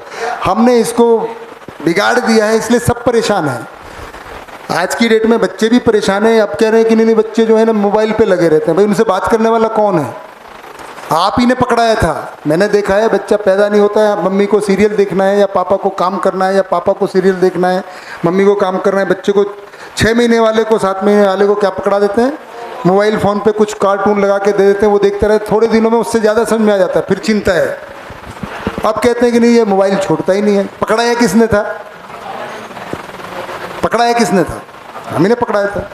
तो अभी भी देखा जाता है, जैसे मेरा खुद का भी पर्सनल व्यक्तिगत अनुभव है, अनुभव नहीं, मेरा एक्सपीरियंस है कि बुजुर्ग बताना चाहते हैं बच्चों को कुछ, लेकिन बच्चे सुनना नहीं चाहते, क्योंकि वो बुजुर्गों के पास अभी वो समझ है नहीं।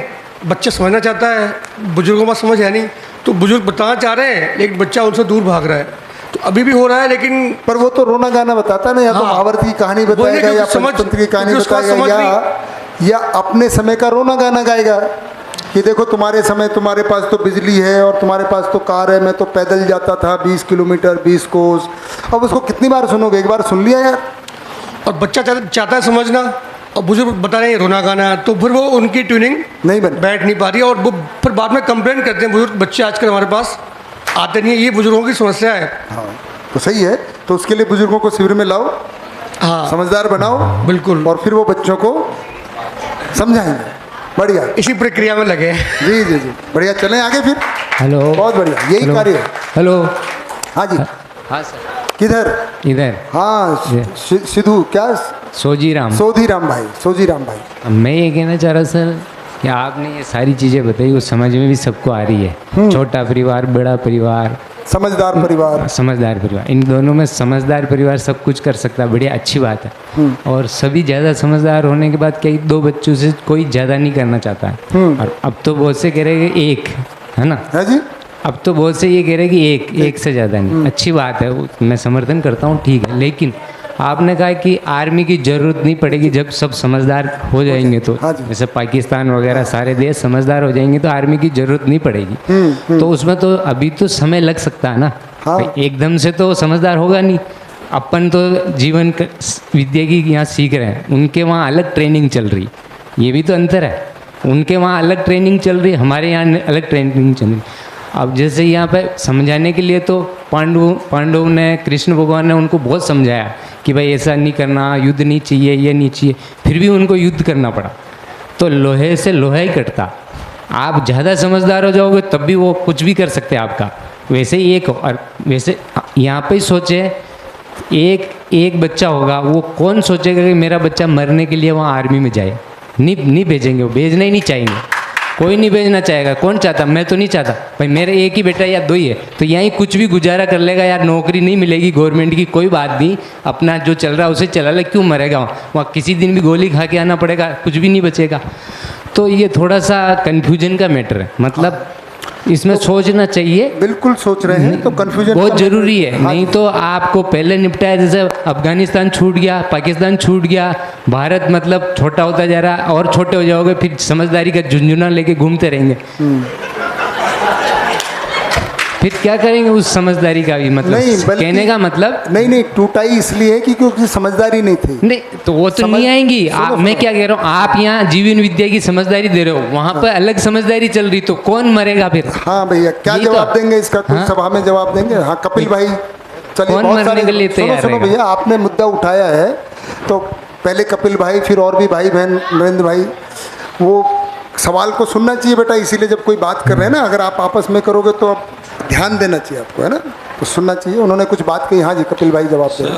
नहीं अभी आपको लग रहा होगा थोड़ा सा, कोई बात नहीं, तो कपिल भाई बता रहे हैं ना आपको। हमको तो ये सवाल आता ही है, हर बार आता है, हर शिविर में ये सवाल कोई ना कोई, कहीं ना कोई सोजीराम होता ही है हर शिविर में, है ना। तो हमारे लिए कोई सवाल नया नहीं है। जवाब देखिए, जवाब देने वाले नए आ जाते हैं, तो हम चाहते हैं कि जवाब देने वाले नए आए, हम ही क्यों दें। कपिल आर्मी की अगर मैं बात करूं, जैसे आर्मी का इन्होंने बताया कि भाई किसी का अगर एक बच्चा होगा तो वो आर्मी में क्यों भेजेगा उसको, बट आर्मी के कुछ फैमिलीज़ को मैं बहुत करीब से जानता हूँ और मेरे कुछ फ्रेंड्स भी आर्मी में हैं। तो मेरा जो ऑब्जर्वेशन रहा वो ये रहा कि आर्मी में जो भी जाता है वो केवल उसका अकेले का डिसीजन नहीं होता, क्योंकि उसमें उसके परिवार की मेंटेलिटी भी बराबर साथ देती है। वो चाहते हैं कि हमारा बच्चा आर्मी के अंदर जाए, चाहे सिंगल चाइल्ड हो या कोई भी हो, तो उनका बराबर सपोर्ट रहता है उसके अंदर। तो इस वजह से लोग जा पा रहे हैं। बाकी डर रहता है कि भाई बच्चा शहीद हो जाएगा या कुछ होगा, लेकिन कई माँ बाप इस चीज़ के लिए तैयार रहते हैं कि अगर हमारा बच्चा शहीद भी हो गया ना तो हमें गर्व होगा। हाँ जी। तो देखो समस्या आने पर तो हम यहाँ पर अकेले हैं, फिर भी लड़ेंगे, ऐसा नहीं है यार। समस्या आने पर तो सभी खड़ा होगा, वो नहीं कह रहा हूँ, लेकिन एक व्यवस्था बनी रहे, इसलिए भाई समस्या आएगी तो यहाँ का सब बच्चे खड़े हो जाएंगे लड़ने के लिए। सोजीराम भाई, पहली बात मारने के लिए आएगा तो कुछ तो करेगा। हाँ शिवजीराम जी, अब इसका दूसरा पहलू देखते हैं कि मैं जो है ये सोच रहा हूँ कि भाई मेरा पड़ोसी जो है ऐसी तैयारी कर रहा है जो है आने वाले समय के लिए, तो मैं भी अपने बच्चों को वैसा ही बदमाश तैयार करूँ ताकि वो जैसा पड़ोसी हो रहा है ना, कर रहा है जो है ना। अभी आप देखिए समय के साथ साथ जितनी हो सकता है, जितनी फौज की ज़रूरत पहले आज पड़ रही है, हो सकता है कि आजकल जो है, अरे एपीजे कलाम क्या थे, वो कोई वायलेंस में चाहते लेकिन मिसाइल बनाई उन्होंने। तो ये टेक्नोलॉजी जो चेंजेस हो रहे हैं ना, उसमें हो सकता है वो जो डायरेक्ट जो मसल पावर है उसकी बजाय दूसरी जो है हमारे जो साइंटिस्ट वगैरह जो भैया ये भैया भी बताना चाह रहे हैं, प्रदीप भाई आप भी बताएं जी। परिवार में सबसे ज़्यादा कौन झेलता है? जो समझदार होता है। और जब सभी समझदार हो गए तो सब एक साथ हो जाएंगे तो अगला वैसे ही, और ये भय तो सारे ही निकल जाएंगे, फिर अगले से क्या मतलब है। और कोई नरेंद्र भाई, ठीक हो गया बात? सोजी राम भाई ने जो मुद्दा उठाया, कोई और जवाब? दीदी आप माइक जरा आप भी देना चाहते हैं? हाँ चलिए नंदिनी बहन, थोड़ी चर्चा हो जाए जो उन्होंने बताया है। ठीक है, भैया ने बताया, कंवर भाई ने बताया, प्रदीप भाई ने बताया, कपिल भाई ने बताया, लेकिन अभी एक मुद्दा उनका एड्रेस नहीं हुआ है। हाँ जी करिए।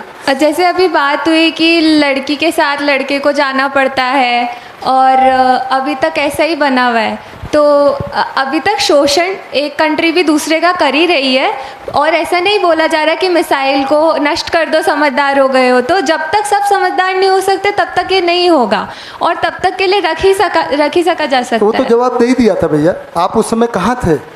ये बोले थे तब तक जो आर्मी है अभी रखनी है जब तक सब समझदार नहीं हो जाते, ऐसे बात कर। हाँ वो तो मैं भी यही कह रहा हूँ, तब तक तो रखनी है। हाँ तो हमने भी वही रखनी है, लेकिन उसके लिए संख्या कम होगी तो आर्मी में कौन भेजेगा, यूं कहने का मतलब मेरा तो ये था। आपके हिसाब से कितने बच्चे करने चाहिए लड़ने के लिए? मतलब कम से कम 4 तो होने चाहिए ना। चलो आप 4 कर लेना। उससे देखो उससे क्या होगा, उससे रिश्ते भी बने रहेंगे। जैसे भाई भाई, जैसे एक लड़का हुआ तो भाई क्या होता है उस भूल जाएगा, भाई का रिश्ता खत्म।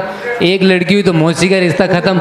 4 होंगे तो भाई भाई को भी पहचानेगा, बहन बहन को भी पहचानेगा, रिश्ते भी तो खत्म हो रहे हैं उसमें। हालांकि 2 करने में 2 रिश्ते खत्म होते हैं। रिश्ते कौन से खत्म है? भाई भाई क्या होता है पता ही नहीं चलेगा। दूसरे को देखो यार, तेरे तो भाई मेरे तो भाई ही नहीं है, मेरे तो बहन है मेरे तो बहन ही नहीं है। मैंने ये कहा था कम से कम 2 होने चाहिए, ज्यादा से ज्यादा कितने वो मैंने नहीं बताया। ज्यादा चिंता भी नहीं करनी चाहिए, प्रकृति ऑटोमेटिक ही चिंता करती है। किसी दिन लपेटे में लेगी सारे को ले लेगी। इतनी चिंता करोगे ना, ज्यादा चिंता करोगे कि क्या खिलाएंगे पिलाएंगे, तो वो किसी दिन सारे को निपटा देगी। ठीक बात, ज्यादा चिंता नहीं करनी चाहिए, थोड़ा बैलेंस बना के चलाना चाहिए। ऐसा नहीं है भैया सुनो, जैसे आप कह रहे हो कि इस चीज़ के लिए 4 बच्चे होने चाहिए, तो जो माँ बाप होते हैं ना, जैसे माँ तो हर बच्चे को 9 महीने रखती है, तो ये नहीं किसी को 3 महीने, किसी को 2 महीने, किसी को 10 महीने।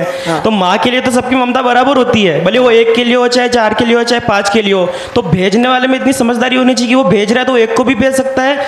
जब 1 बच्चा है तब उस अकेले को भी भेज सकता है, और 4 है तो जरूरी नहीं है कि वो चारों में से एक को भेजे। बहुत बढ़िया। भैया मेरी बात सुन, कहना सरल होता है, करना कठिन होता है। कभी प्रैक्टिकल जाके देखना पता चलेगा। ऐसा नहीं है कह दिया कि भेज सकती है, ऐसे भेजते नहीं कोई, सभी पर ही लागू है। सुनील भाई भैया ऐसे नहीं भेजते। राम भाई बढ़िया। भैया समझदारी से जिम्मेदारी आती है। देखो हमने कहा यहाँ पे डिबेट नहीं करते हैं, प्रस्ताव है, आपने सवाल पूछ लिया, आप जवाब सुन लीजिए और बढ़िया शांत रहिए। बढ़िया। हाँ जी भैया। देखो वैसे तो एक जहाँ तक मेरी जान के सोजीराम ने शायद शादी नहीं करी है, अभी शादी नहीं की है। हाँ सोजीराम, तुम्हारी उम्र कितनी है? उम्र नहीं अरे उम्र छोड़ो, बात करो क्या करना है। सुनो मैं इसलिए कह रहा हूँ, तो मैं एक तो बढ़िया जवाब दे रहा हूँ तुमको। हाँ, अच्छा जवाब सुनो देने क्या दिक्कत है? देखो एक तो ऐसा है कि उन्होंने भी कहा था, तुम्हारा ध्यान पूरा नहीं किया, उन्होंने कहा कि जब तक दुनिया में समझदार लोग नहीं है सारे, तब तक सबको सेना की ज़रूरत है। लेकिन अगर मान लो हम लाखों करोड़ रुपए सेना पर खर्च कर रहे हैं, थोड़ा पैसा समझदारी में भी खर्च कर देना। जैसे अगर तुमको एक मेरा अनुरोध, एक वर्कशॉप पूरी करो शुरू से, पहले दिन से। हो क्या रहा है, पहला प्रस्ताव क्या लिखा हुआ है? दुनिया के सारे मानव, भारत के भी आते हैं, पाकिस्तान के भी आते हैं, अफगानिस्तान के भी आते हैं, चीन के भी आते हैं ना, सबका समस्त प्रयास किसके लिए है? सुखी होने के लिए। अभी कोई सुख पैसे में ढूंढ रहा है, कोई रूप में ढूंढ रहा है, कोई बल में ढूंढ रहा है, कोई पद में ढूंढ रहा है, गड़बड़ वहाँ हो रही है, उसमें निरंतर सुख मिल नहीं रहा है, फिर हम दुखी हो रहे हैं। अभी रुको, पूरी बात सुनो, सवाल किया तो जवाब तो सुनो। तो अगर पाकिस्तान में कार्यशाला करेंगे तो वो भी यही बोलेंगे हम सुखी होना चाहते हैं यार, है ना। सबकी परिभाषा भी अलग अलग है। दुनिया के सारे युद्ध, चाहे वो भारत पाकिस्तान का हो, रूस यूक्रेन का हो, या 2 भाइयों का घर में हो, या पति पत्नी का हो, हर युद्ध का एक ही कारण है, दोनों के मानना अलग अलग है। अब तुम कह रहे हो कि तुम सही हो, मैं कह रहा हूं मैं सही है, पाकिस्तान कह रहा वो सही है, हम कह रहे नहीं हम सही हैं। तो सारे झगड़े कारण है, सबका मानना अलग अलग है, सबकी मान्यता अलग अलग है। जानना भी हुआ नहीं है, मानने की क्रिया जानवर में भी होती है। आदमी और जानवर में ये फर्क है, जानवर सोच नहीं सकता है, समझ नहीं सकता है, आदमी सोच और समझ सकता है। अगर हमने जानना नहीं, हमने सत्य को नहीं जाना, अस्तित्व को नहीं जाना, तो हम और जानवरों में ज़्यादा फर्क नहीं है। तो चेतना के स्तर में पूरी बात सुनो, बीच में तुम्हारी बात मैंने टोकी नहीं थी, इसको रखो, इसको ऑफ रखो। तो अभी तक हमने जानने का काम शुरू नहीं किया है, हम मानने पे चल रहे हैं। जो घर में देखा, जो हमारे धर्म में देखा, जो हमारे देश में देखा, हमने उसी को मानना शुरू कर दिया कि यही सही है, वो कह रहे हैं कि हम सही हैं। तो सारे युद्ध का कारण मान्यताओं का फर्क है। अब ये कैसे खत्म होगा? जानने से होगा। सत्य तो एक ही होता है, सत्य का मतलब जो बदलता नहीं है, वो एक ही है दुनिया में, कि सब जुड़े हुए हैं। जैसे मुझे भी कार्यशाला पर अंदाजा नहीं था कि ये देश कैसे बने, मालूम तुम्हें? मैं भी पहले बोलता भारत देश का हूँ और देश की प्रति मेरी बहुत भावना है, देश अच्छा होना चाहिए। मुझे यह आगे पता पड़ा, ऊपर से आकाश से धरती देखोगे तो एक ही पीस में अखंड है। भारत पाकिस्तान के बीच में बॉर्डर धरती पे नहीं है, भारत चीन के बीच में भी नहीं है। रुको पूरा जवाब सुनो, है सवाल छोटा होता है, जवाब थोड़ी छोटा होता है। बॉर्डर जो है हमारे खोपड़ी में, मानसिकता में। चीन से जब वायरस निकला कोरोना का, उसने ये नहीं देखा ये चीन का बॉर्डर आ गया, भारत नहीं जाना है मुझे, बॉर्डर है ही नहीं, बॉर्डर हमने बना रखे हैं। अच्छा, बॉर्डर खाली भारत पाकिस्तान के बीच में नहीं है, घर घर में, भाई भाई के बीच में, हर रिश्ते में। सुनो, जब साथ गलती एक ही हुई है, आदमी के साथ जीना नहीं सीखा, परिवार में रहा तो पत्नी से लड़ा या पति से लड़ी, है ना, भाई से लड़ा। प्रधानमंत्री बन गया तो पड़ोसी देश से लड़ा। रूस यूक्रेन में भी क्या हो रहा है, पड़ोसी देश है, लड़ रहे हैं आपस में। तो सब युद्ध का एक ही कारण है, आदमी के साथ जीना नहीं सीखा। वो जीना ही तो सिखा रहे हैं यहाँ पे, कि मैं भी सुखी होना चाहता हूँ, तुम भी सुखी होना चाहिए, वो भी सुखी होना चाहिए। होता क्या, हम बीच में जब वर्कशॉप में आते हैं ना, अब ये शुरू से धीरे धीरे मेरी बात सुनो आप, मैं आपकी सारी बातों का आदर कर रहा हूँ और समर्थन भी कर रहा हूँ। मैंने ये नहीं कहा कि ये गलत हो रहा है, गलत होता तो मैं फर्स्ट दिन से नहीं आता, समझ में आया तभी बेटा। आपकी सभी बातें मैं मान रहा हूँ, लेकिन मैंने ये भी बोला है कि यहाँ अपन सीखने के लिए ट्रेनिंग चल रही है, हम सुधर गए, वहाँ अलग ट्रेनिंग चल रही है, ये कह रहा हूँ मैं। अरे सुनो तो यहाँ पहले तो भैया, यही तो फर्क पड़ रहा है ना, चक्कर ये पड़ रहा। जो दुनिया को बदलने में लगे वो हार गए, जो खुद को बदलने लगे वो जीत गए। सुनो, पहले खुद को बदलेंगे। जब मैं सुखी हो, समझदार हो जाऊंगा, सुखी हो जाऊंगा, मैं परिवार में मेरी खुशी पहले ही मुझे समझाऊंगा। जब परिवार में हो जाएगा तो पड़ोसी को समझाएंगे, जब सब पूरे देश में हो जाएगा तो पड़ोसी देश को भी समझा देंगे। शुरू तो करें, ये थोड़ी करें सेना हटा दो। नमस्कार, समझदार बने, काम शुरू किया जाए। सुनील भाई बढ़िया बात हो गई, सोचते रहे। आप दोबारा से रिकॉर्डिंग भी सुन लेना। सोजी भाई बात हो गई है मेरे ख्याल से, आगे बढ़ते हैं। ज़्यादा लंबा हो जाएगा। हाँ जी, नहीं, आप पहले दिन से आए थे क्या? नहीं, पहले दिन आए थे क्या? मैं बस पूछ रहा हूँ। पहले दिन आया था। पहले, और दूसरे दिन भी आया। पहले दिन आधे दिन आया था। हाँ, पहले मतलब पूरा सुना है आपने, ऐसा लग नहीं रहा है। पहले 2 दिन आप थे नहीं, मुझे ऐसा लगता है, थोड़े समय के लिए आए होंगे। एक बार रिकॉर्डिंग सुन लेना। ये इशू है जो आप कह रहे हो, पर उसका सॉल्यूशन है, थोड़ा समझ लें, है ना। हम क्या कह रहे हैं, एक बात बोलूं? एक मिनट, हम ट्रेनिंग ही बदलने की बात कर रहे हैं। और आपकी इन्फॉर्मेशन के लिए, ये जो जीवन विद्या है पाकिस्तान भी चली गई है, UHV के फॉर्म में, है ना, तो वहाँ पे भी बदलाव आएगा। अच्छी बात है, हम तो चाह रहे हैं सब जगह हो तो अच्छा हो जाए। वही हो रहा है, सब जगह ही हो रहा है, सब जगह हो रहा है। नहीं समझे तब तक तो करना पड़ेगा। मैं बता देता हूँ, पाकिस्तान, बांग्लादेश, सबने इसको स्वीकार कर लिया है। अभी उसको होना है, भूटान में हो ही रहा है, कनाडा में भी, सब जगह होगा, कोई दिक्कत की बात नहीं। हाँ जी बेटा, आप बताओ क्या करें। अंकल ने जो क्वेश्चन बोला ना कि ऐसा हो रहा है, तो सिर्फ यही करने से वो ठीक नहीं हो जाएगा। हाँ। तो जैसे अभी आपने बोला कि अगर मैं अकेले जाऊंगी तो मेरे साथ कोई जाना ज़रूरी है, पर अगर मैं यही सोच के बैठूंगी कि मैं अभी तो लेके जाऊं, बाद में जो होगा, मैं बड़ी हो जाऊंगी तो हो सकता है मैं समझदार हो जाऊं, ऐसा नहीं है। मैं उसको भी समझूंगी, साथ में जो मेरे साथ जा रहा है मैं उसे भी समझाऊंगी। बहुत बढ़िया। तो ताकि आगे वो किसी और के साथ ऐसा होगा ही नहीं। बहुत ही बढ़िया हो गया, खूब बढ़िया। तो तरीका यही है ना, हम वही बात कर रहे हैं। और जो एक लाइन जोड़ दूं मैं, UHV जो आपने बताया, हाँ जी, UHV का फुल फॉर्म है यूनिवर्सल ह्यूमन वैल्यूज, हिंदी में बोलते हैं सार्वभौमिक मानवीय मूल्य है, जो मतलब सभी भूमि पर, पूरी धरती पर, हर देश के हर नागरिक को मंजूर हो, यही मानवता है, ऐसे ही जीना है।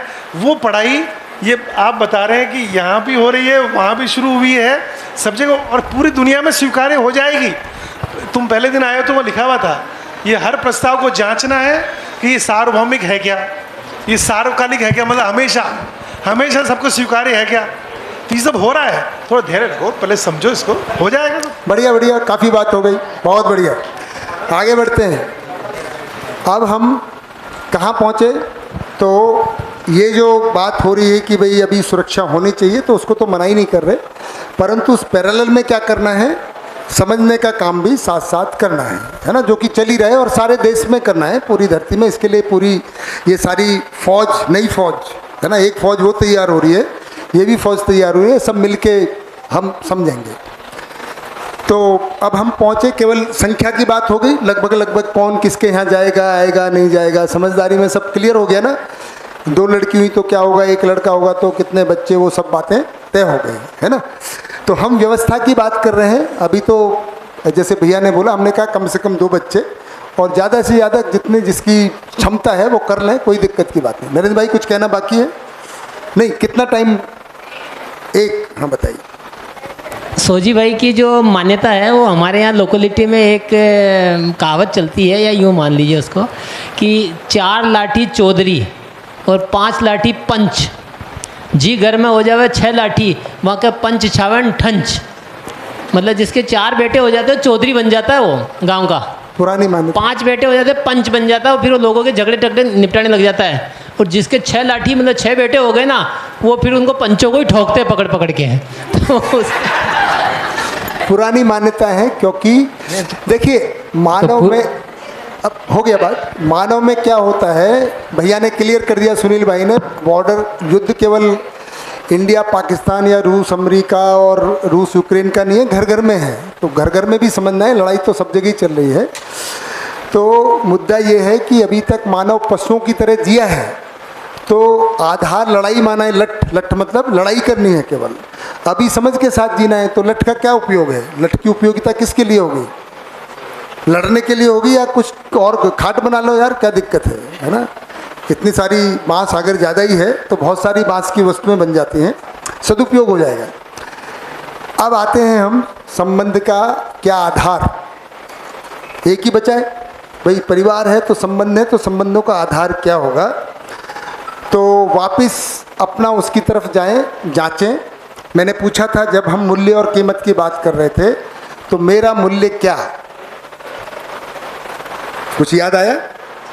जब मूल्य और कीमत की बात कर रहे थे कि भाई इसका भी हो गया, गेहूं का भी हो गया, तो मेरा मूल्य क्या, मेरी उपयोगिता क्या? तो क्या है मेरी उपयोगिता? 2 हाथ। इंद्र भाई, तो पहले इंद्र भाई से पूछते हैं, थोड़े नए हैं। इंद्र भाई को थोड़ा माइक, नरेंद्र भाई, मेरा मूल्य क्या? बहुत बढ़िया, मानव लक्ष्य मेरा मूल्य है, बहुत बढ़िया। और हाँ, वो तो सही बात है। क्या है बेटा मेरा मूल्य क्या? भावना बहन किधर है? इधर का माइक वहाँ से ले आइए, सोजी भाई के पास अब जरूरत नहीं है ना। हाँ जी। स्वयं समाधानित होकर अपनी वो परिवार में जीकर उस आचरण के साथ वो समृद्धि का भाव आ जाता है। यूट्यूब या अभी सोचा? नहीं, अभी सोचा। ताली बजा रहे हैं। ठीक है, बिल्कुल सेम है, खूब बढ़िया। तो देखिए, हम मानव शरीर और जीवन का संयुक्त स्वरूप है, ऐसा बोल रहे हैं। तो शरीर का क्या मूल्य है? तो संबंधों का जो आधार है वो मूल्य है, उपयोगिता है ना। संबंधों का क्या आधार है? मूल्य। तो इसको समझेंगे अभी। मूल्य, तो कई बार ऐसा बोलते थे कि भाई कीमत क्या है, शरीर की कीमत क्या है? शरीर की कीमत क्या है? मूल्य और कीमत, क्या कीमत है बेटा शरीर की? बेटा रहना बेटा कुछ बता रही हैं, शरीर की कीमत क्या है? करोड़ों में हो सकती है। लाइक हम अपने ऑर्गन्स बेचेंगे तो बहुत पैसे मिल सकते हैं। वो तो ऑर्नामेंट्स की हुई ना, शरीर की क्या हुई? ऑर्गन्स बेचेंगे। अच्छा, हाँ हाँ हाँ, ये बढ़िया बात है। तो देखो, इसको 2-3 तरीके से दिखा सकते हैं। जब हम स्कूल में पढ़ते थे तो एक छोटा सा आर्टिकल आता था कि आपके शरीर की कीमत कितनी है। तो वो किस आधार पे बताते थे कि शरीर को जब जलाते हैं तो उसमें कितना आयरन निकलता है, कितना कॉपर है, कितना फास्फोरस है। ये वैज्ञानिक तरीके से, साइंटिफिक से पता है कि आपकी बॉडी में कितना गोल्ड, कितना वो सब है हमारी बॉडी में, तो उसका कीमत है। तो वो कुछ निकल के आती थी उस समय, 25 पैसे निकल के आती थी, शायद आजकल 250 रुपये निकल आए। लेकिन अब तो ऑर्गन का भी बिजनेस शुरू हो गया है ना। हालांकि कौन बेचना चाहेगा कि चलो मैं अपनी एक आंख देता हूँ 1 करोड़ रुपए दे दो, पर वो हो सकता है अगर कोई बेचना चाहे तो। किडनी, ब्लड, है ना, तो ये सब तो कीमत हुई। पर शरीर का मूल्य क्या है? जीवन को प्रमाणित करना। जीवन को प्रमाणित करना, बहुत बढ़िया। तो शरीर का मूल्य है जीवन के लिए समझना और सुखी होकर समझ को प्रमाणित करना। ये किसका हुआ? शरीर का मूल्य। और जीवन मूल्य आपको पता ही है कि सुख, शांति, संतोष, आनंद। तो मानव का मूल्य क्या है ना, इसकी अब हम बात करते हैं। तो मानव का मूल्य, जैसे नंदी बहन ने बताया और इन्होंने बताया कि कुल मिला के मानव का लक्ष्य है, जो इंद्र भाई ने बताया, समाधान, समृद्धि, अभय, सहस्तित्व करना चाहते हैं, सुख को प्रमाणित करना चाहते हैं। तो मानव का मूल्य एक ही है, स्वयं सुखी होना और दूसरे के सुखी होने में सहयोगी होना। स्वयं समाधानित होना और दूसरे के समाधानित होने में, समृद्ध होने में सहयोगी होना, यही मेरा मूल्य है, यही उपयोगिता है। तो वही उन्होंने बताया। अब वो कितने प्रकार से हो सकता है, वही मेरी उपयोगिता है, वही मेरा मूल्य है। तो संबंधों का आधार क्या है? मानव मूल्य, जो भी इन्होंने बताया सुनील भाई ने, यूनिवर्सल ह्यूमन वैल्यूज़, मतलब कि सार्वभौम मानवीय मूल्य। सार्वभौम का मतलब है सोजी भाई कि वो सभी मानव का है, वो कहीं भी हो। क्योंकि पहले दिन हमने बात की थी कि हिंदुस्तानी भी सुखी होना चाहता है, पाकिस्तानी सुखी होना चाहता है कि नहीं चाहता है ना? क्योंकि सब मानव सुखी होना चाहते हैं। अभी भ्रमवश, किस वजह से? भ्रम की वजह से सुख अपना अपना मान लिया है, उसकी वजह से झगड़ा है, मान्यता की वजह से। समझ जाएंगे तो झगड़ा नहीं होता, है ना। अभी कोई भी धर्म, चाहे मुस्लिम है, चाहे हिंदू है, चाहे जैन है, बुद्ध है, इस बात को लेकर नहीं झगड़ते कि बिजली हमारी है। झगड़ते कोई कि इलेक्ट्रिसिटी कैसे पैदा होती है? नहीं, ऑयल हम नहीं लेंगे मुस्लिम देशों से, या यहाँ का अनाज नहीं खाएंगे। वो सब यूनिवर्सल हो गया है ना। अब केवल मान्यताओं को सुखी कैसे होना है वही एक होना है, उसकी ये शिक्षा है। वहाँ पे जो ट्रेनिंग हो रही है, अगर वो बदल जाएगी, जिसके हम प्रयास कर ही रहे हैं, तो बिना ही लड़ाई के शांति हो जाएगी। अभी मान्यता है कि लड़के शांति होती है, लड़ाई से और लड़ाई होती है कि शांति होती है? और लड़ाई होती है, और लड़ाई होती है। लड़ाई को ख़त्म करना है तो शांति का इंतजाम करना पड़ेगा, है ना। हाँ हाँ, तब तक सुरक्षा भी हमको रखनी है ना। आपकी आवाज़ नहीं आई, माइक दें ज़रा, क्या करें? हाँ हाँ, मतलब कुछ आवाज़ नहीं आई, वो कुछ कह रहे थे। मैं ये कह रहा था कि हाँ, समझदारी आ सकती है। सभी शांति से चाहते हैं, पाकिस्तान, अफगानिस्तान, सभी शांति तो चाहते हैं, रहना चाहते हैं, शांति में फ़ायदा है। लेकिन पूर्ण तरीके से विराम नहीं लगेगा, क्योंकि सदियों से नहीं लगा, कृष्ण भगवान के ज़माने में भी नहीं लगा, तो अब कैसे लगेगा? हाँ जी, भगवान की पूर्ण तरीके से नहीं लग सकता, कहीं ना कहीं छोटी मोटी लड़ाई चालू रहेगी। ये एक प्रकृति का भी नियम है। बात सुनो, ये इसको भी समझना चाहिए। प्रकृति कभी भी पूर्ण तरीके से विराम नहीं लगा सकती। ये आपकी मान्यता है कि समझ है कि कभी भी, अब उसको आप मान्यता समझो या समझदारी समझो, कुछ भी समझ। हम तो इसको मान्यता देख रहे हैं क्योंकि हमको पता है। एक समय ऐसा मानते थे, वो तो कृष्ण भगवान भी यही कह रहे थे कि ये तो मान्यता, युद्ध नहीं करना है, युद्ध नहीं करना। भगवान कृष्ण कौन है? राम है। तो हम यहाँ कृष्ण की और राम की बात नहीं कर रहे, आप इनको तो उनसे सीख तो सकते हैं ना। हाँ हाँ, तो या तो फिर रामायण महाभारत को खत्म करोगे, ये झूठे हैं, कोई मतलब नहीं इनका। ये हम उनकी बात नहीं कर रहे भाई, उनकी बात नहीं। सोजीराम भाई समझिए ना, आप अपनी मान्यता की बात कर रहे हैं। एक चीज, जैसे जैसे शिक्षा बढ़ी ना, उससे ज्यादा घरों में, सुनील भाई जी ने अच्छी बात बोली कि जैसे जैसे घरों में दीवारें बन गई, बॉर्डर घरों में बनी हुई, सही बात। जितनी शिक्षा बढ़ी ना, उतनी ज्यादा बॉर्डर बनी। इससे पहले गाँव में इतना प्रेम था, तो क्या किया जाए? शिक्षा को बंद कर दिया जाए? मैं वो नहीं कह रहा हूँ। शिक्षा में भी बहुत बड़ी कमी है। शिक्षा कौन सी वाली? ये इंग्लिश मीडियम वाली सबसे ज़्यादा खतरनाक है। हिंदी मीडियम की इशू है क्या? हिंदी मीडियम मतलब संस्कृत वेद विद्यालय वगैरह, ये जो है ना गुरुकुल की शिक्षा, गुरुकुल पद्धति आएगी तो उसमें बहुत चेंज आ जाएगा, ये मैं मानता हूँ। तो बाकी अगर यही चलेगी नहीं ये वाली, ठीक बात फिर है, और तो बर्बादी के साए आप जो ये बात कर रहे हैं इसको आप बताते रहिए। यहाँ पे जो प्रस्ताव है उसको यहाँ का जो मैं मना नहीं कर रहा हूँ, समर्थन कर रहा हूँ, मैं वो नहीं कह रहा हूँ, मैं बता रहा हूँ कि पूर्ण तरीके से किसी चीज़ पर विराम नहीं लगता। हाँ, तो ये आपकी मान्यता भी, हम ऐसा कह रहे हैं, आप जांचते रहिए। अब इसमें हम विवाद नहीं करेंगे, इसलिए मैं कह रहा हूँ पहले दिन आप नहीं थे तो नहीं तो ये विवाद में नहीं जाता। आपको प्रस्ताव को जांचना है। हम कह रहे हैं कि बात सुन लो अब, इसको जांचना, अध्ययन करिए कि सब जगह शांति हो सकती है, पूर्ण विराम युद्ध पे लग नहीं सकता हो है। तो सकती है ना, वो बस तो बस तो इतनी बात। पुराने वाले महात्मा बुद्ध ने घर इसलिए छोड़ा कि युद्ध नहीं हो, भक्ति साधना से उन्होंने करा भी प्रयास, उन्होंने कई हद तक कई युद्ध बंद कर दिए, अच्छे अच्छे सम्राटों ने तलवार रख दी, वो अच्छी बात है। आप भी वही प्रयास कर रहे हो, अच्छी बात है, मैं भी ये समर्थन कर रहा हूँ। सब कर रहे हैं, करना तो सभी ये चाहते हैं, वो भी ये प्रयास कर रहे थे, भगवान भी यही प्रयास करे कि युद्ध ना हो, फिर भी हुआ, कहने का मतलब। फिर उन्होंने पूर्ण तरीके से, बुद्ध ने सब कुछ कर लिया, सबको बुद्धिस्ट बना दिया, फिर भी युद्ध चल रहे थे। ठीक बात। तो कहने का मतलब पूर्ण तरीके से विराम नहीं लग सकता, उसकी भी तैयारी रखनी चाहिए, कहने का मतलब। मैं ये नहीं कह रहा हूँ आपको बिल्कुल सब समझदार बन जाओ, अच्छी बात है, मैं विरोधी थोड़ी हूँ, आगे बढ़ते हैं, ये तो बात हो ही गई, समझदार बनना चाह रहा हूँ, लेकिन पूर्ण तरीके से संसार बहुत बड़ा, विराम नहीं लग सकता, नहीं लग सकता। या इतनी शिक्षा ले रहे, थोड़े दिन बाद में देखना इन्हीं में से लड़ाई होकर मिलेगी कितनी।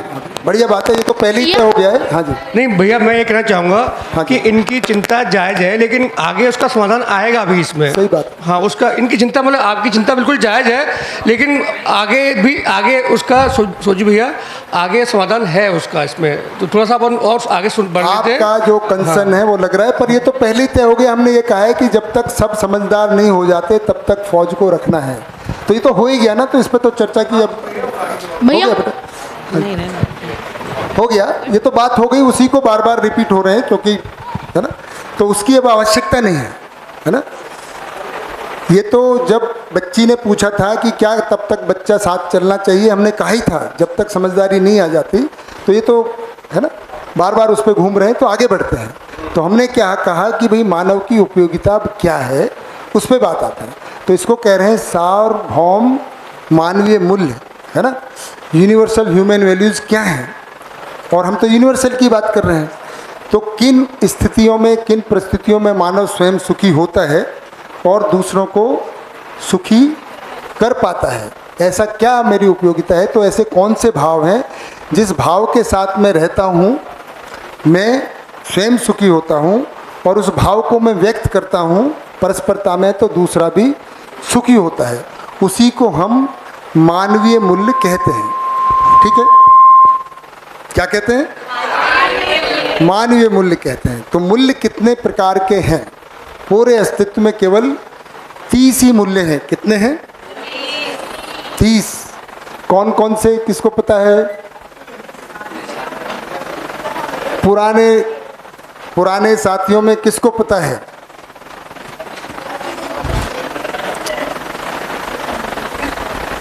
कोई हाथ खड़ा किया? अरे मैं सोचा कोई तो खड़ा करेगा। पुराने शिविर में, अध्ययन बिंदु शिविर में जिन्होंने भी कर लिया, किनको आइडिया है? भावना दीदी तो बता ही देंगे, कमलेश भाई बता ही देंगे, पर किसी और को, उन्होंने तो अध्ययन भी किया हुआ है ना, उन्होंने तो अध्ययन भी किया हुआ है, इसलिए वो शांति से बैठे हैं, ना पूछते हैं ना मैं पूछता हूँ, क्योंकि मैंने ही अध्ययन करा है ना, छोटी में किया हुआ है, तो उनको तो पता ही है। पर उसके अलावा कौन किसको पता है? नहीं हुआ, कवर नहीं हुआ भैया पुराने शिविरों में? अच्छा चलो कोई बात नहीं, तो अभी करते हैं। तो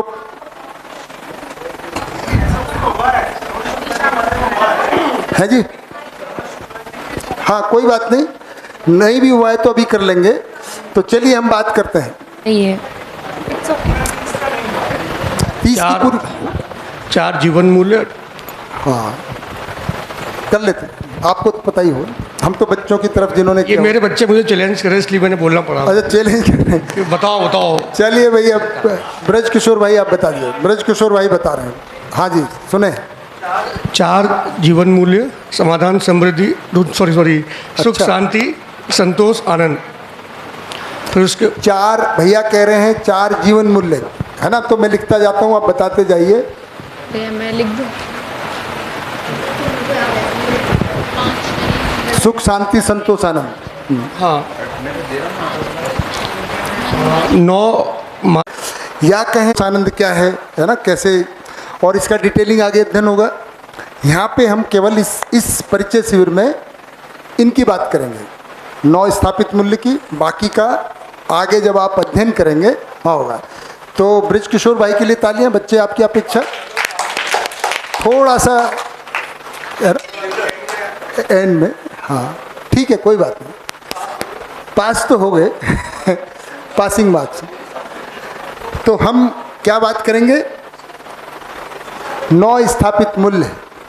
समझ से हम में एक तरह से हम ये भी कह सकते हैं कि हमें वो उदय होते हैं या स्थापना हो जाती है ना। समझ के साथ में ही हम में वो मूल्य स्थापित हो जाते हैं, और स्थापित जब हो जाते हैं तो क्या होता है, हम में उनका अनुभव होता है, आचरण में आता है। तो स्वयं में खुशी होते हैं जब हम में वो आ जाते हैं, तो हम स्वयं सुखी हो जाते हैं। और उसके साथ में जब भी जहाँ भी व्यवहार करते हैं मानव का मानव के साथ, वो भी सुखी होता है ना। तो हम जो ये आचरण में आते हैं तब शिष्ट मूल्य बोलते हैं। तो अभी स्थापित मूल्य को देख लें कि हम स्वयं में कैसे इनको देखते हैं, है ना।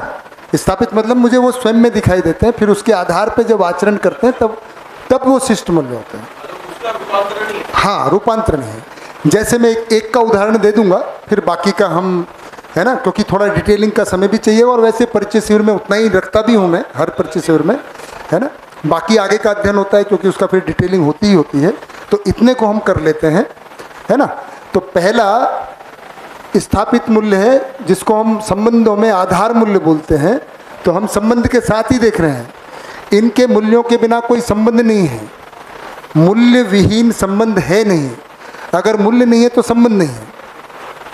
तो मूल्यों के साथ ही संबंध है, यानी कि मूल्य है तो संबंध है, नहीं तो शोषण है। अब क्लियर हो गया, है ना। तो क्या है, इसको आधार मूल्य भी बोलते हैं। विश्वास, इसकी तो हमने पहले चर्चा की ही थी, क्योंकि हम चाहते ही हैं कि हम विश्वास पूर्वक जी पाएं, है ना। अब विश्वास किसको कहेंगे, मैंने पहले दिन दूसरे दिन विश्वास की काफ़ी चर्चा की थी, उदाहरण भी दिए थे। अब अगर विश्वास का परिभाषा बनाना पड़े, परिभाषा का मतलब है जिससे हमको अर्थ स्पष्ट हो जाए, घटनाएं बताई कैसे वो समझ से होता है, समाधान से होता है। अब समाधान से विश्वास हुआ तो अपने में वो कैसा दिखाई देगा, क्या लगेगा कि हाँ भाई मुझे विश्वास हो गया, कोई अनुमान लगाए।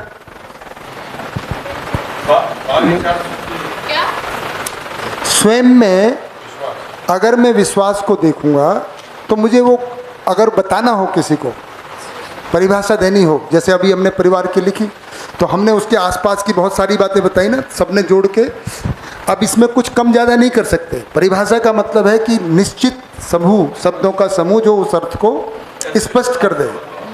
परिभाषा का क्या मतलब होता है, निश्चित शब्दों का समूह जो उसके अर्थ को स्पष्ट कर दे। तो विश्वास के अर्थ को हमको स्पष्ट कर दे। ऐसा व्यवहार जो अपने व्यवहार से भरोसा तो विश्वास को ही बोलते। हाँ, मतलब वो तो फिर वही हो गया, भरोसा का तो पर्यायवाची हो गया। व्यवहार द्वारा वो प्रमाण दे दे, वो तो प्रमाण व्यवहार में होगा। हाँ। पर अपने में स्वयं में कैसे दिखाई दे? स्वयं में, हाँ, समझ से समाधान मैं लिख देता हूँ, और आप देखिएगा कि आप में अगर ऐसा होता है तो क्या होता है ना।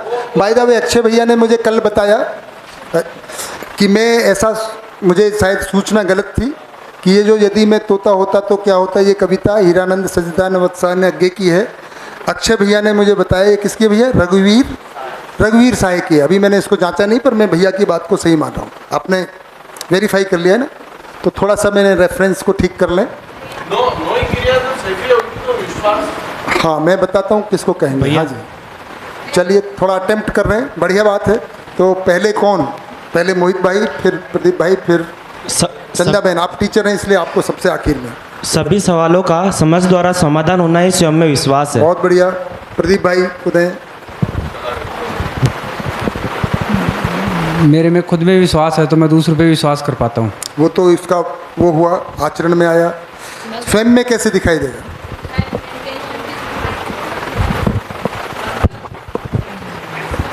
इंटेंशन की स्वीकृति से। वो भी विश्वास का ही प्रमाण होगा। स्वयं में कैसे दिखाई देगा उसको मैं लिखता हूँ। भैया भय मुक्त, पीड़ा मुक्त। बहुत बढ़िया, भय मुक्त पीड़ा मुक्त हो गए, पर वो तो मुक्त हुए। भय नहीं दिखाई देगा, पर दिखाई क्या देगा तो देखिएगा।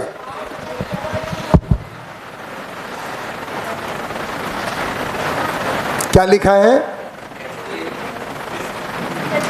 स्थिति व परिस्थिति में प्रत्येक स्थिति व परिस्थिति में सुखपूर्वक जीने की आश्वस्ति का भाव, ये मुझ में भाव दिखाई देगा। भाव के रूप में क्या दिखाई देगा कि अब मैं प्रत्येक स्थिति परिस्थिति में सुखपूर्वक जी सकता हूँ, कोई भी स्थिति परिस्थिति हो। ऐसा अगर भाव मुझे दिख गया, इसको कहते हैं विश्वास। चंदा बहन, स्वयं में विश्वास का मतलब है मुझे ये ऐसा दिखाई देगा। अभी ये नहीं दिखता है तो विश्वास नहीं है। मुझे लगता है कि किसी परिस्थिति में या स्थिति, अच्छा ब्लू में नहीं आ रहा है, थोड़ा डार्क कर लो।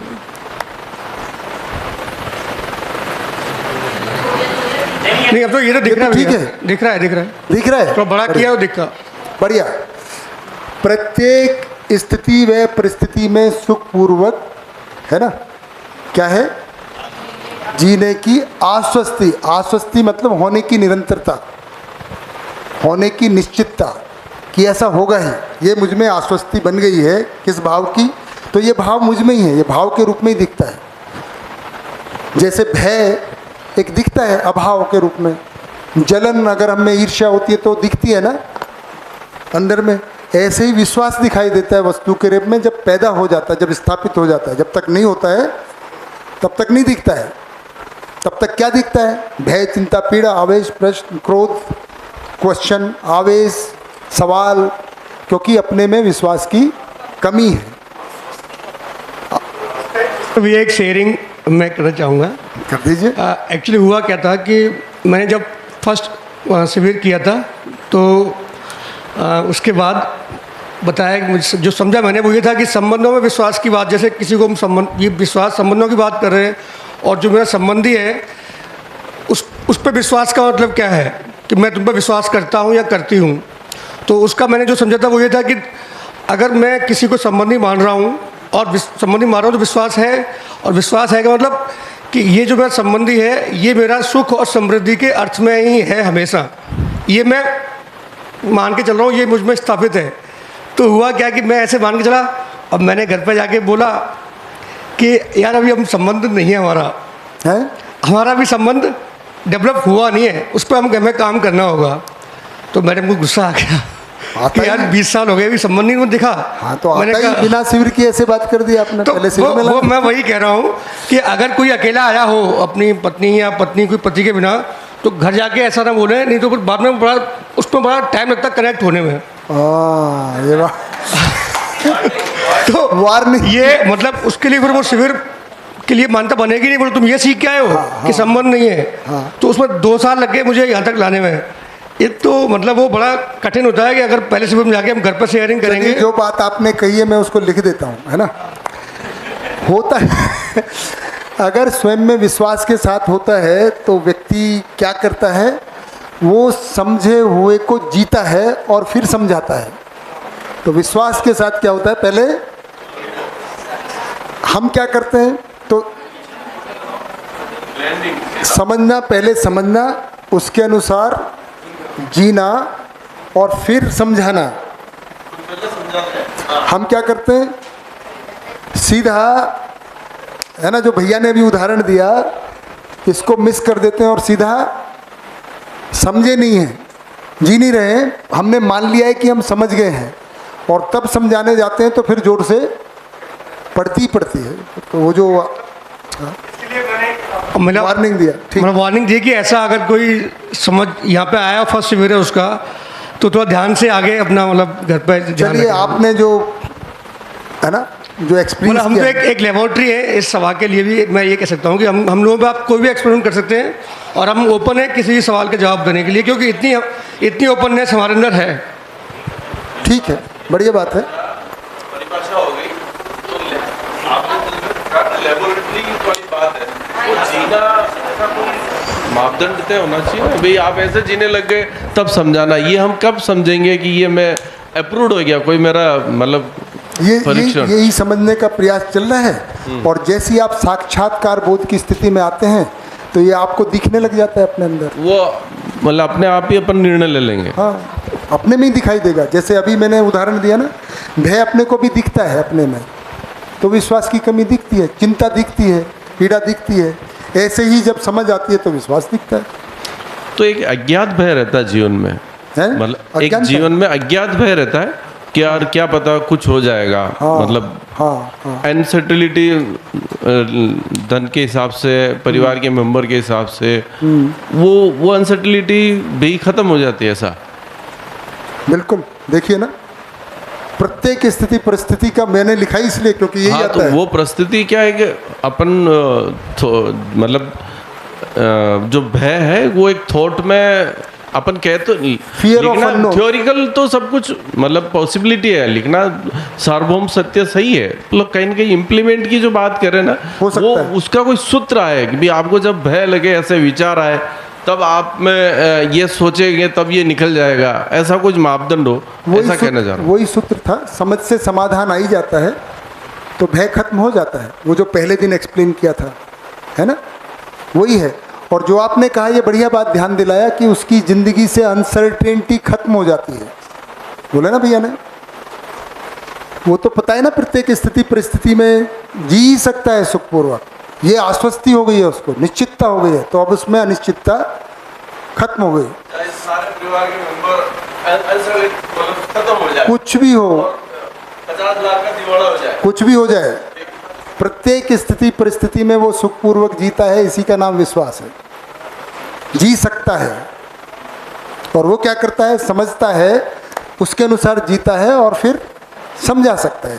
तो इसमें दोनों बातें आती हैं, ये समाधान वाला भाग हुआ और समृद्धि के अर्थ में कुछ किया हुआ है उसने, करता है, स्किल वाला भाग है, करना, फिर क्या, और उसको सिखाना।